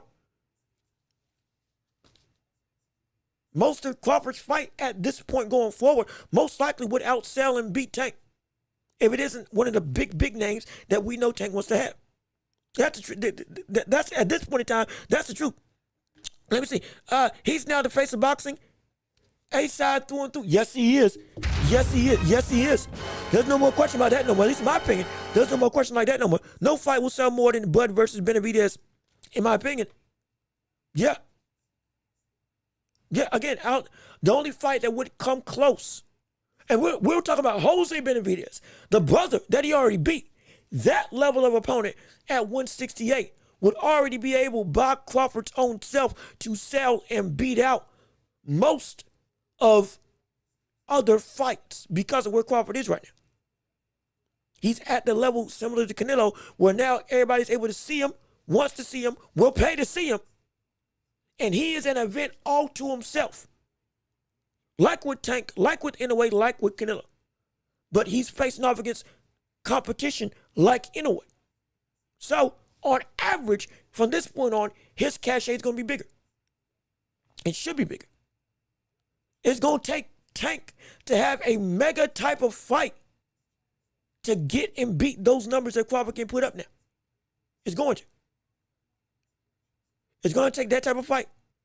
This fight with Canelo and Crawford was the third biggest fight in boxing history. Officially now. Pacquiao Mayweather, Mayweather McGregor, Canelo Crawford. Up late at 1 o'clock in the morning, 41 million people were watching it. If it was at 11, it would have beaten Mike Tyson, or at least it would have gotten close to Mike Tyson, Jake Paul of 120. It would have. If they had scheduled it better. Naked, without having any, with bad scheduling, it brought in 50 million people. Just about 50 million people. That's households. That's not counting people individually with collectively watching on the same Netflix account. Yeah, no, it won't. It won't. Most fights won't. But again, we have to switch gears. We do need to switch gears to go through. Let me see, Netflix helped, but I'll be honest. No matter where that Canelo Bud fight was aired, I was paying to watch people. I was paying to watch. You gonna pay people? Amazon Prime. He said, "Yeah, look, I don't doubt it. Thankfully, it was on Netflix, and so everybody got to witness history. So this was the best thing for him. This was the best thing for it. And we want boxing to be more accessible like this going forward. We want it accessible like this going forward. That is the goal. I repeat, that's the goal. Having fights like this going forward is the goal in boxing, where consumers can see it on the daily without having to worry about a situation where everybody is strapped for cash or strapped for time. That's the biggest thing. But again, we got to move on. We have to move on, and we got to go to the second point because we want to make sure that we hit everything before the 2 hour mark. Now we got to get into Crawford and Floyd. All right. Now we got to get into Crawford and Floyd. Now we got to get into Crawford and Floyd. We got it. We got to step into it. We got to step into it. We have to step into it. We got to step into it. We got the problems. We're getting more and more the opinion of the community in boxing is shifting and changing to where We're getting conversations now that Floyd and Crawford, Mount Rushmore, who's greater and who's better. We're having those talks now. I told you all, I told you, I warned you, I said this a month ago. If we get this fight happening and we do see Crawford win, we're going to get those conversations. You may think it's preposterous. You may think it's ridiculous. You may think it's insane. It's not. If he did accomplish this feat, it's not. And now we're facing a reality where a lot of Floyd Mayweather fans are going to go and say, hey, y'all are ridiculous for saying this type of sentiment, that Crawford is better than Mayweather. How dare you? What are you talking about? There's no contest. I'm here to tell you, there is. There's a big contest. There's some motion going on right now. Because there's some validity to it, to some degree in comparison. Because we have to be real with ourselves and say, this is not a bad comparison, nor is it out the realm to say maybe Crawford is greater than Floyd Mayweather. As great as we have touted Floyd Mayweather. It's not out the realm of possibility. It's not out the realm to say. And you know why? It's because of the very thing I was talking about over a year ago on this channel when we were discussing Floyd Mayweather and his legacy as a whole. And I kept on, this is why I kept telling you all, context is key in regards to a legacy. It's not just the accolades that you achieve. It's who you fight, how you beat them, and the consistency at which you're fighting from both a time and quality standard. And that's what we're witnessing right now with the resume of Floyd Mayweather. I said this was going to happen, that at some point we're going to look back at this brother and say, hey, we got to be real. The full breadth surrounding Floyd in his career, the critiques about them were valid. And I said that they held him back from being in the top 10 on my list. Because Berto, McGregor, who was the other brother? I forget the other brother. I think it was a rematch with Maidana. I think those were the last 3 fights. But in lieu of that, coupled with, again, using McGregor as your 50th win, just to get the resume, I beat Rocky Marciano and then dip, not fighting a real contender, waiting out Manny Pacquiao, avoiding people like Winky Wright, fighting people at the right time, as has now been said by Max Kellerman, Roy Jones Jr., and a couple of other legends that were also around at that same time when Floyd was in his prime and moving into Money Mayweather. The way he moved throughout his career was dominant, but it was also surgical. Not surgical from just outboxing and beating people, but surgical from the standpoint of he was smart in who he fought, when he fought, and how he fought. The how he fought was, again, the mental ability, the intellect, the greatness. That's no question there. But when he fought is very important. When he fought these people. De La Hoya, he fought him at the very tail end of his career, and De La Hoya still gave him an incredibly competitive affair. Who's to say that potentially if they had fought earlier, what could have happened? Again, Winky Wright never fought him. Could have fought him, never fought him. Don't forget, he was at, if I believe he fought Berto, hold on, let me look at it. Let me look up real quick to make sure I have this right. But in lieu between between Berto and McGregor, yeah, it was last 5 fights, close majority decision with Marcos Maidana, rematched him and beat him unanimously, fought Manny Pacquiao, fought Berto, fought McGregor. Mind you, he was at 146. Excuse me, he was at 147, my apologies. He could have fought Errol Spence Jr. He could have fought Errol Spence Jr. He could have fought Terence Crawford. If I believe, let me make sure that Crawford was indeed at 147 at that point in time. Or if he moved, no, he was. I'm sorry. I think I remember. I'm still valiant, but he was at 147 as well. What 26 to 2015? What? Yeah. Wait. Let me check. Hold on. Okay, excuse me. No, he was at 135. My apologies. Crawford was at 135 and came to welterweight 147. He came to that at 2018. Floyd was at 147 all the way up until what was it 2017?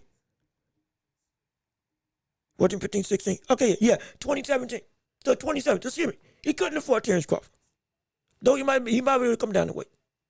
But Spence, Thurman, a couple other high profile opponents, he could have fought them.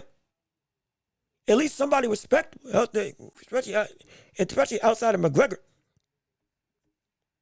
And it's been touted for a good couple years. This man's career has been meticulously picked out.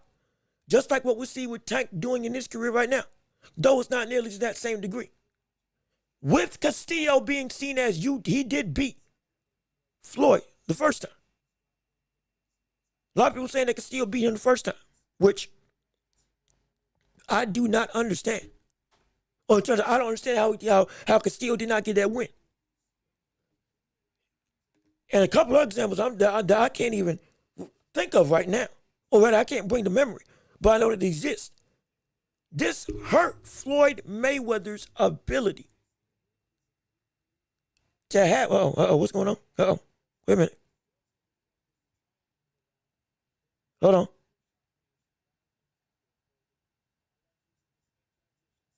Are we stuttering? Are we good? Are we back? I started glitching out for a minute. Hold on a second. Wait. What's going on? What's going on? I'm starting to go around. Are we good? Okay, we're good. Okay. All right, thank gosh. Look, I went all of a sudden, I just looked at the screen.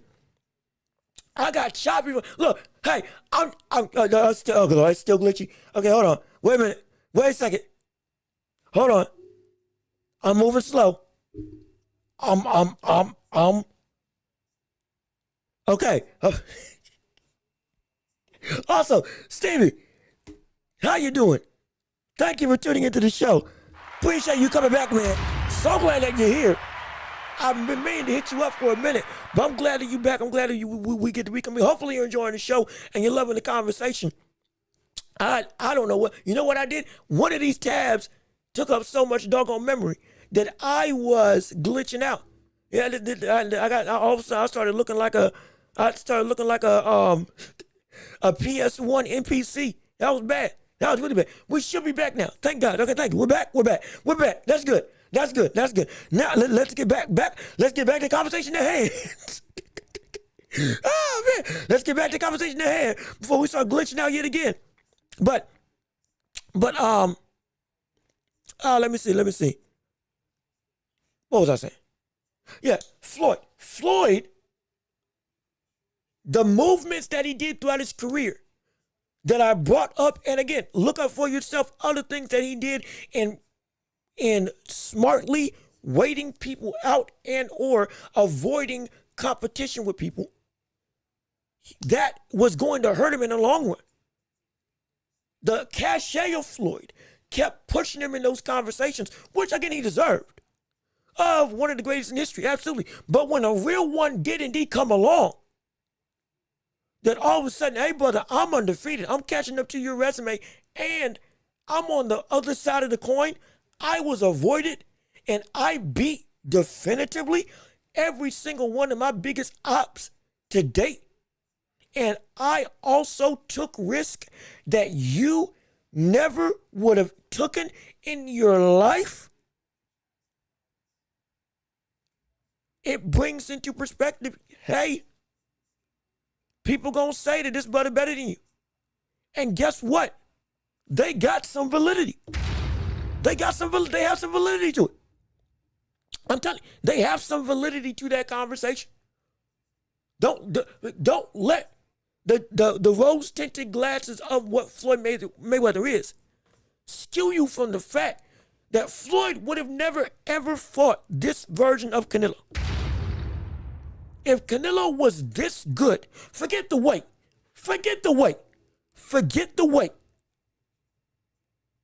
If Canelo had been this dominant at 154, and already Floyd fought him at a catch weight, when Canelo at that point in time couldn't fight at the highest of his peaks of ability, what makes you think he would have even stepped in the ring with somebody who was this, somebody who became this consensusly dominant, like Canelo was at 168, but you changed that weight to 154? He would have never fought him, let alone moving up this drastically to fight him. He wouldn't have. He would not have at all. He would have not done that at all. Dude, he wouldn't have done that at all. And so, and let me see. And some of y'all are saying, let me see. Hold on, I'm scrolling down. I disagree. I think Floyd fights this Canelo. I don't think he fights this Crawford, though. Whichever one. See, I'll tell you, he definitely ain't fighting this Crawford. He definitely ain't fighting that. But you have to understand, this Canelo wasn't just better, but he was bigger and better than the Canelo that Floyd fought at 154. He was. And he had learned and adapted and it got better. This was a preposterous thing to even attempt to achieve. Floyd would have never came up to 168 to fight a Canelo if he was in the same shoes as Terence Crawford. He wouldn't have. He would have never. Because again, even against his own contemporaries, he didn't fight them when they were at their best and or at all. When he could have moved up to fight them, even when he was in their own weight class. This is not me trying to call Floyd a bum. We're not. But he would have never taken this type of risk before. He would have never taken this type of risk before. Not this. He wouldn't have done that. He wouldn't. Look at his career and say when he did. Because he was, to a degree, too smart for his own good to risk himself being as great as he can be. And he's already an all-time great. Again, Roy Jones Jr. said it best. The issue with Floyd Mayweather for a lot of people, especially with a lot of his peers, forget the talk, forget the rhetoric, forget the disrespect of Muhammad Ali. Forget downplaying every other fighter and trying to inject himself in conversations that he, in some cases, does not belong in. Forget all of that rhetoric. Forget all the outside stuff. Roy said that the issue with Floyd was that he was never in there with a dog that was truly seen as on his level at the time that he fought them. He wasn't. This is what you can say what you want about him as a coach. You can't say what he is about a fighter. And when he talks about these fights, the butt has been about spot on. Max, again, same thing. Forget my words. Forget what I say. Look at the wider landscape of the boxing world when they're talking about Floyd as well. People that actually know the game. People that are more in-depth with history than me. People that know more about Floyd's career than me. And again, like I said, I'm playing catch-up. I tell you what my deficiencies, I keep it transparent. I tell you where my deficiencies are. Absolutely. I'm not going to act like I know everything, but I know what I know. I do know that. And I do know that it tracks that Floyd would have never taken this type of risk against this type of fighter. Would he have fought the best 168 pounder when he was going through at 147? Would he have done it? After he had beat Canelo at a catchweight at 153, would he have moved up and fought the best 168 pounder in his own era? Who at that point in time was, let me look that up. When did Floyd, what year did Floyd fight? See, this is why I need the team. This is why I need a team to go through and help me out. Because research, I need somebody to say, hey, look this up for me and check out when this was, so we can pull facts a little bit quicker. But we can look up super middleweight rankings. Super middleweight rankings in 2013 for boxing.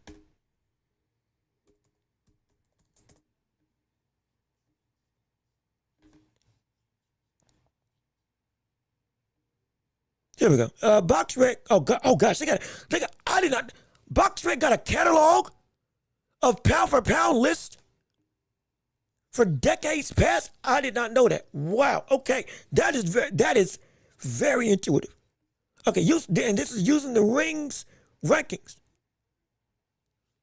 The best pound for pound fighter at super middleweight or at middleweight in 2013. For super middle, it was Crawford. For middleweights, it was Gennady Golovkin. For junior middleweights, or 154, it was Canelo Alvarez. And Floyd beat him for the title, though it was at a catch weight, so it wasn't actually at 154. But still, he beat him. Would Floyd Mayweather have ever fought Carl Froch at super middleweight in 2013 after beating Canelo, again, a worse version of Canelo, at 154? Would he have done it? Would he have even sniffed 160 and fought Gennady Golovkin when Gennady was in his prime? Would he have even sniffed that? No. He had a chance to do the same thing that Crawford did, and he didn't. And we can't say, oh, you can't compare the two. Yes, we can, because they both fought at 135, 147, and 154. And they were both the trajectory of their careers in terms of where they were looked at. Pound for pound, 1, 2, and 3. Respectfully, for both of them, for just about their entire career with those runs, dominant performances, going and clearing everybody, just about everybody out. Only difference was when they fought their respective competition. Which it's a different story at that point once you delve into the weeds of this stuff. So that's why I say if we're not saying, and again, well, let me look at the chat. If I'm not saying that he would have even sniffed to fight Gennady Golovkin or Carl Froch after he beat Canelo, a worse version of Canelo, when he had the chance to do the same stuff that we're seeing right now with Crawford, then you're absolutely right. I'm standing on. He would have never fought this version of Canelo at 168. He wouldn't have. And if Canelo was this dominant, like he was at 168, at 154, I'm telling you right now, he would not have fought him. Because then, because again, there were people that I felt Floyd could have beaten if he did fight him when he was, again, cruising, going up through divisions, that he did not fight, a.k.a., again, Winky Wright. Like, I'm not trying just to bring stuff up as, oh, he's nothing. No, I'm not doing it. But this is the reality. Floyd has a wider and deeper legacy from the standpoint of resume. We're not ever going to question it. And he has beaten a litany of names that are Hall of Famers, that were champions. Nobody's beaten more champions than the likes of Floyd Mayweather. I completely understand. Nobody's beaten, very few people are beaten as being Hall of Famers. I understand. Absolutely. But there's too many instances in history where we can go back through and say that this man did not fight somebody when he was supposed to fight him. or just outright didn't fight him at all. I brought up two. There's a plethora of other people. And it's not because I'm trying to dismiss his career. But this is not what Floyd did. This is the complete opposite of what Floyd did. Floyd had a chance to do and fight everybody he could. But again, he was surgical in picking people out at the right time or avoiding comp if it was really about that work. When they were at their peak, Crawford, they went and did not want to fight that brother. He was not given the opportunity because either fighters and promoters and or both said he is too good for me to face, and I do not want to lose my O following the footsteps of Floyd Mayweather. You see the difference? And if we were saying that this version of, or this super middleweight version of Canelo, who was a better fighter, would have given Floyd some legitimate run for their money, we had that very conversation on this channel as well. We did. We've had that conversation as well on this channel. If we were, and for the majority, you could say that Floyd would have won. That's fine. We would have been saying Canelo would have given him, hey, this Canelo, learning what he learned, could have given Floyd some potential good work. He could have. We were all saying that, even if we said that Floyd would beat him. But because that's the case, the track record of Floyd was he will, if you can give him good work, he will wait you out or not fight you at all. Crawford, on the other hand, was calling for this fight with Canelo for upwards of 2 years, well before the big talks of decline were coming about. Bill Haney put this idea in his head. He said it was crazy. He looked at him. You know what? I can actually beat him. Yeah, we going up to middleweight.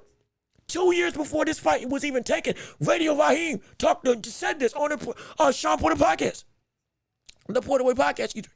He said Crawford had been trying to get this fight 2 years ago, trying to campaign to make this fight happen. Well before this night tonight. Floyd was not doing it. Floyd was not doing it. Floyd has a better resume. But in terms of legacy, Crawford did some stuff that we've never seen anybody do outside of, again, Henry Armstrong. That's preposterous.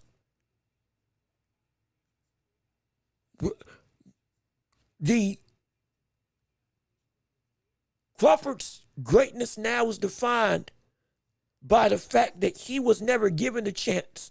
But when he got the chance in the biggest point possible, he not just dominated, but he validated the rest of his career because of this win with Canelo, of what his greatness is and was for the past 10 years. That's something that you got to be something different to do that. And as great as Floyd was, he never did that.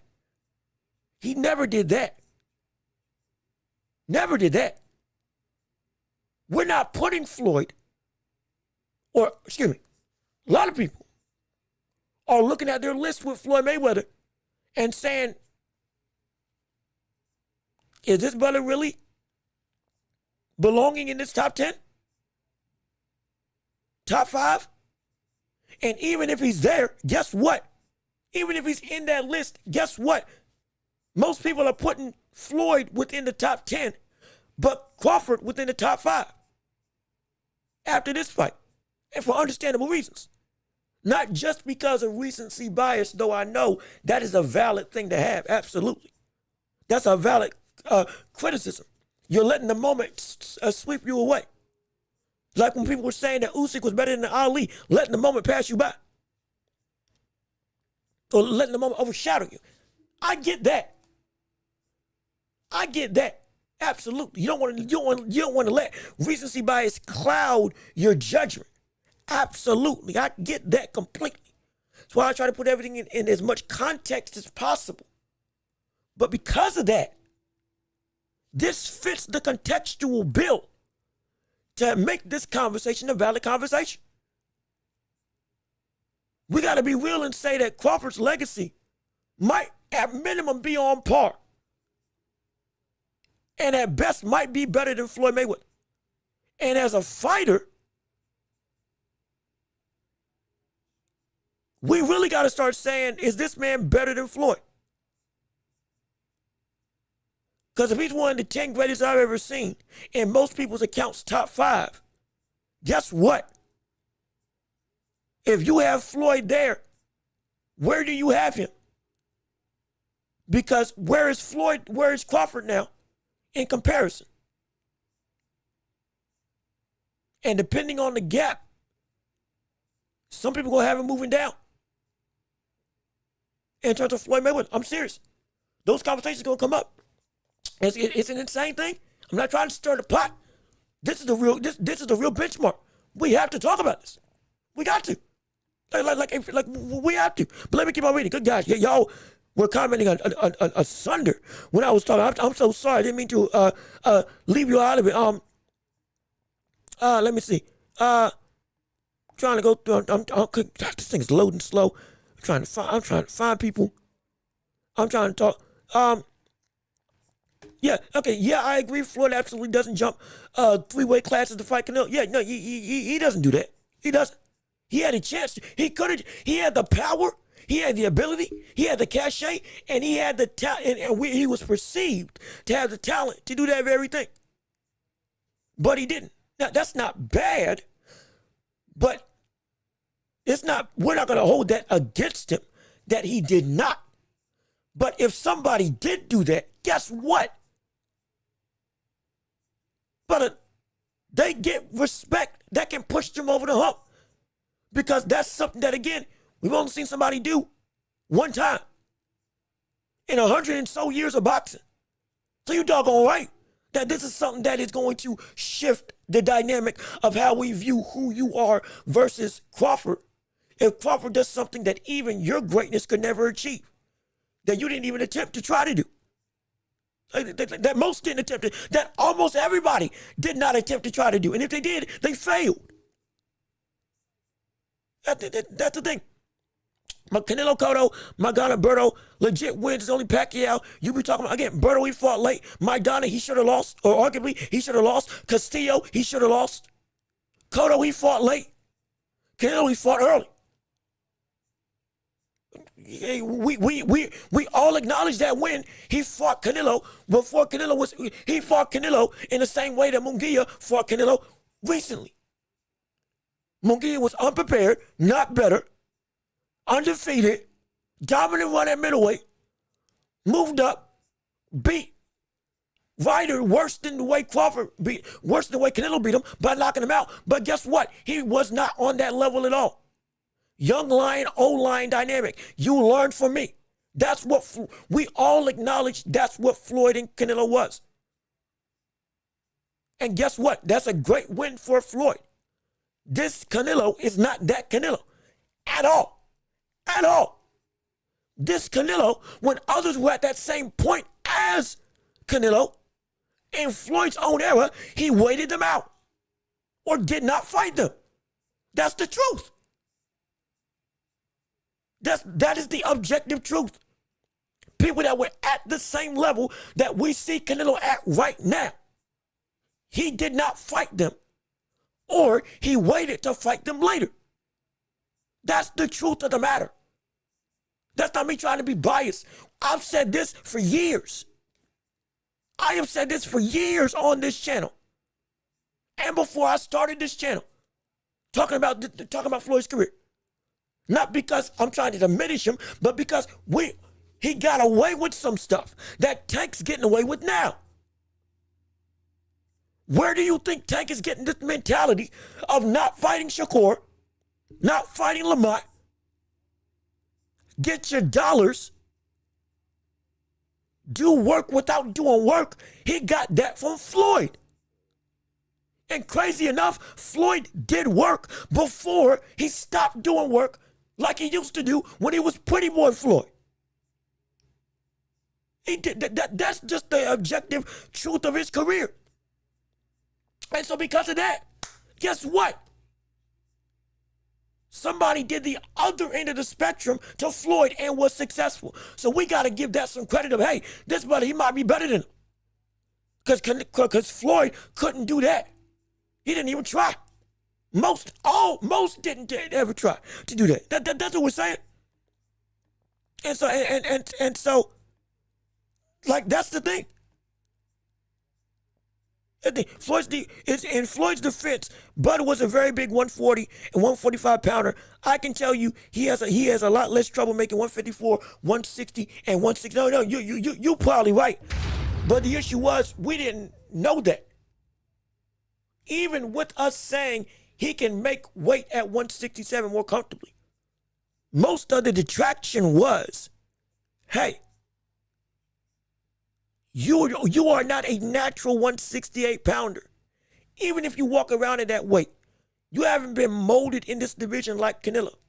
There's no way you can take that power. Your boxing might not be enough, and the boxing of Canelo, again, whatever you want to say about it, it has outclassed and dominated everybody in this division right now. It's his era for a reason. It still is. He's still pound for pound number 8. 3 weight classes above you. Yeah, that doesn't make any sense.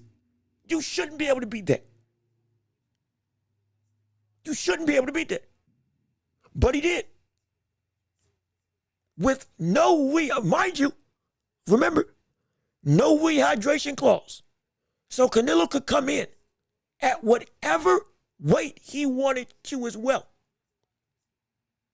This man could make 167. We don't know what the official weight was at the night of the fight. He could have came in 170. In terms of fully rehydrated muscle. He could have came in closer to 175. Hypothetically, again, I'm just speculating because I don't have the official numbers. What he could have done. But he gave Canelo, you can come in as big as you want, at whatever weight you want. There's no restriction at all on what you are in this fight. Be the best you can be at whatever weight you want to be. And we will fight and I will win. That's not something that Floyd did. Floyd gave Canelo a rehydration clause at 23 years old. Floyd won the belt at 153 pounds, not even at 154.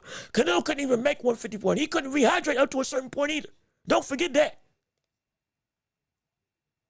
That's the issue. Like that's what we're talking about. Those stiflings and pitfalls that we also hold against Tank. Guess what? Same thing for Floyd. I'm trying to be as consistent as I can. Floyd didn't have to jump up when all the names were by him and he was the money man. And again, let me finish. Bud jumping to 168 because the names around him don't exist and Canelo is the money man. No, the names did exist. No, don't do that. No, don't do that. Don't do that. Don't do that. Don't do that. No, don't do that. Don't do that. Do not do that. Don't do that. We were saying that 154 was the deepest division in boxing. We were saying 154 was the deepest division in boxing. Boachuk, Fundora, Keith Thurman, Tim Sue, Jermell Charlo coming back. We had a litany. Bakram. That's 6 names off the bat. 6 names off the bat. Virgil Ortiz, 7th. There were 7 names with big fights, all of which could have been made. And he had just Madrimov, 8. 8 names that were available for Crawford to fight at 154. And after Madrimov, all of them would have been interesting and big because all of a sudden Crawford looks vulnerable. The style of Madrimov, we remember the story. After Madrimov, there's no way he can fight Canelo. Look at what the size difference did to him against Madrimov. When I told y'all it was because of the style, not because of the size, but y'all were adamant. The size was everything with Madrimov, not the style that made him look bad, like it made Virgil Ortiz look bad, but y'all said no. And so what happened? He goes through, he fights. Madrimov beats him. Virgil Ortiz, #1 name. Boots Ennis, #2 name. Fundora, #3 name. Boachuk, #4. Buckram, #5. Tim Sue, #6. Fundora, #7. Keith Thurman, #8. That's 8. I think I said 9 actually earlier. I'm missing one. There were minimum 8 names, at max 9. One of which he beat Imagimo. They were all chopping at the bit to take on Terence Crawford. All of which were big competitive names. Threat levels. Great. They were there. They were there. We were talking about they were there. To take this risk, we were like, why in the world are you doing this instead of staying at this division and trying to become undisputed here? Because you're here. That's too preposterous. You can handle yourself here. We see it. Because you beat a brother who came in and took the world by storm. 10 fights, came a champion. You beat him. That's a great win. Now continue it, and you got names aplenty. We're not going to play that game. No, we ain't going to play that game. He had names. 154 was filled with competition. And he went for even greater. And he beat him. The best brother at 154, at 168, excuse me. He beat him. Better than the competition that he had at 160. And the competition and the name value with Boots, that's what I was forgetting. Boots as well is a brother who was indeed valid. And an op, a big op. Don't forget we were saying that too. No, there were names there. He didn't have to fight Canelo. He didn't have to go for this because there was nobody else around him. He beat everybody at 154. Went to the challenges. He beat everybody at 147. Went to the challenge at 154. Could have, and we all thought should have stayed down there, but moved up and went and chased Canelo instead. When we said there were battles that he could have at 154. This is too big of a risk. And the brother went and beat him. So no, we ain't gonna play that game. No, there were names there. He just went and said, yo, I can't beat this brother. So let me actually use my star power and get to this man so I can beat this man. And now he beat the man. Literally beat the man in boxing. No, again, like I said, we're not gonna play revisionist. We can't play revisionist history. Because if you do, that's gonna be problematic. That's gonna be very problematic. Let me see. I'll say it again. I might have missed this comment, so you reiterating. Floyd was supposed to rematch Oscar, but he retired. Then he unretired one day after the rematch clause. Is that true? No, that was true. That was true.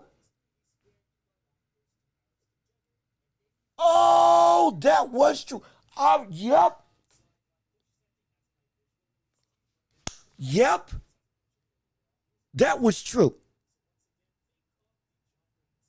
I completely forgot about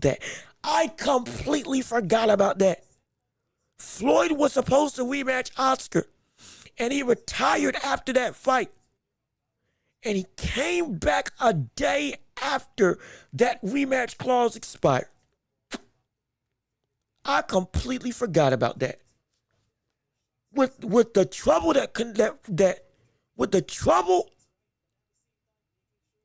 that Oscar gave him on that night. He did retire. And he came back. I remember, I read that. I had read that article. Or an article about that. That had completely slipped my mind. That is absolutely, look it up. That's true. That is true. That's absolutely true. Oh yeah. Thank you for bringing this up. This is why I'm saying what I'm saying. This is why I'm saying what I'm saying. And it further validates Jones's point. Floyd didn't take on the people when he should have taken them on. A more majority of his career than we would have liked. Than he should have done. And Crawford got validated as this man is way better than we all expected because he was avoided by people that didn't give him the chance to have the room to fight as many big names as Floyd Mayweather because he was literally frozen out. And the names that he did beat you all said were not great. People said wasn't great. Remember, people were diminishing Madrimov and saying he wasn't that good of a fighter. Don't forget that as well. Madrimov was diminished. He wasn't that great, but you struggled against him. What makes you think you can beat Canelo? You see, revisionist history. We can't mess with what happened. Context matters. What they were at that point in time. You can't forego that. Because if you do, you mess up the story of the sport. And now people don't get the just respect that they deserve. Now people are looking back and saying, hey, Crawford beat a bunch of killers. And he should have beaten more, but he was frozen out by promoters and fighters, which is the worst thing. It's the worst thing in the world. It's the worst thing in the world. It's the worst thing in the world. It's the worst thing in the world. The worst thing in the world. It should not have been that hard during the absolute prime of Crawford's career to get the fights that he wanted. It shouldn't have been that difficult. He should have had this much cachet. I dare say he should have had more fights. But because of the business of boxing, that while it worked for Floyd, it worked against Crawford, we see what we got now. Justification at the very end, and it's a shame. It's just a shame. It's such a shame. Crawford has told no a few times and refused to listen. Crawford has told no a few times and refused to listen. He wanted Canelo bad for years. He wanted it for years, while he was going against all these other people. He wanted this for years. He wanted this before the Spence fight. If I got my timeline right, he wanted this fight before this 2023, 2024, 2025. It's been over 2 years he's been calling for the fight with Canelo. If my timeline's correct, he wanted this fight before the fight with Spence. Or at least at the same time. He's been calling for it since then. So yeah, but let me see. Bud needs to rematch Madrimov. No, he doesn't. He beat him definitively. He beat him definitively, just like Virgil Ortiz beat Madrimov definitively. Though both of those fights were competitive. Like I've been saying, the style is indeed a hard style. But he beat him clean. There was no question as to who gave him a tough fight. There wasn't at all. Now, if he comes back down and Madrimov is back in the running, yeah, sure. Give him a chance. Give him an opportunity. But this ain't like a situation where, hey, brother, this man, he made it competitive, made it close, and he should have beaten you. This ain't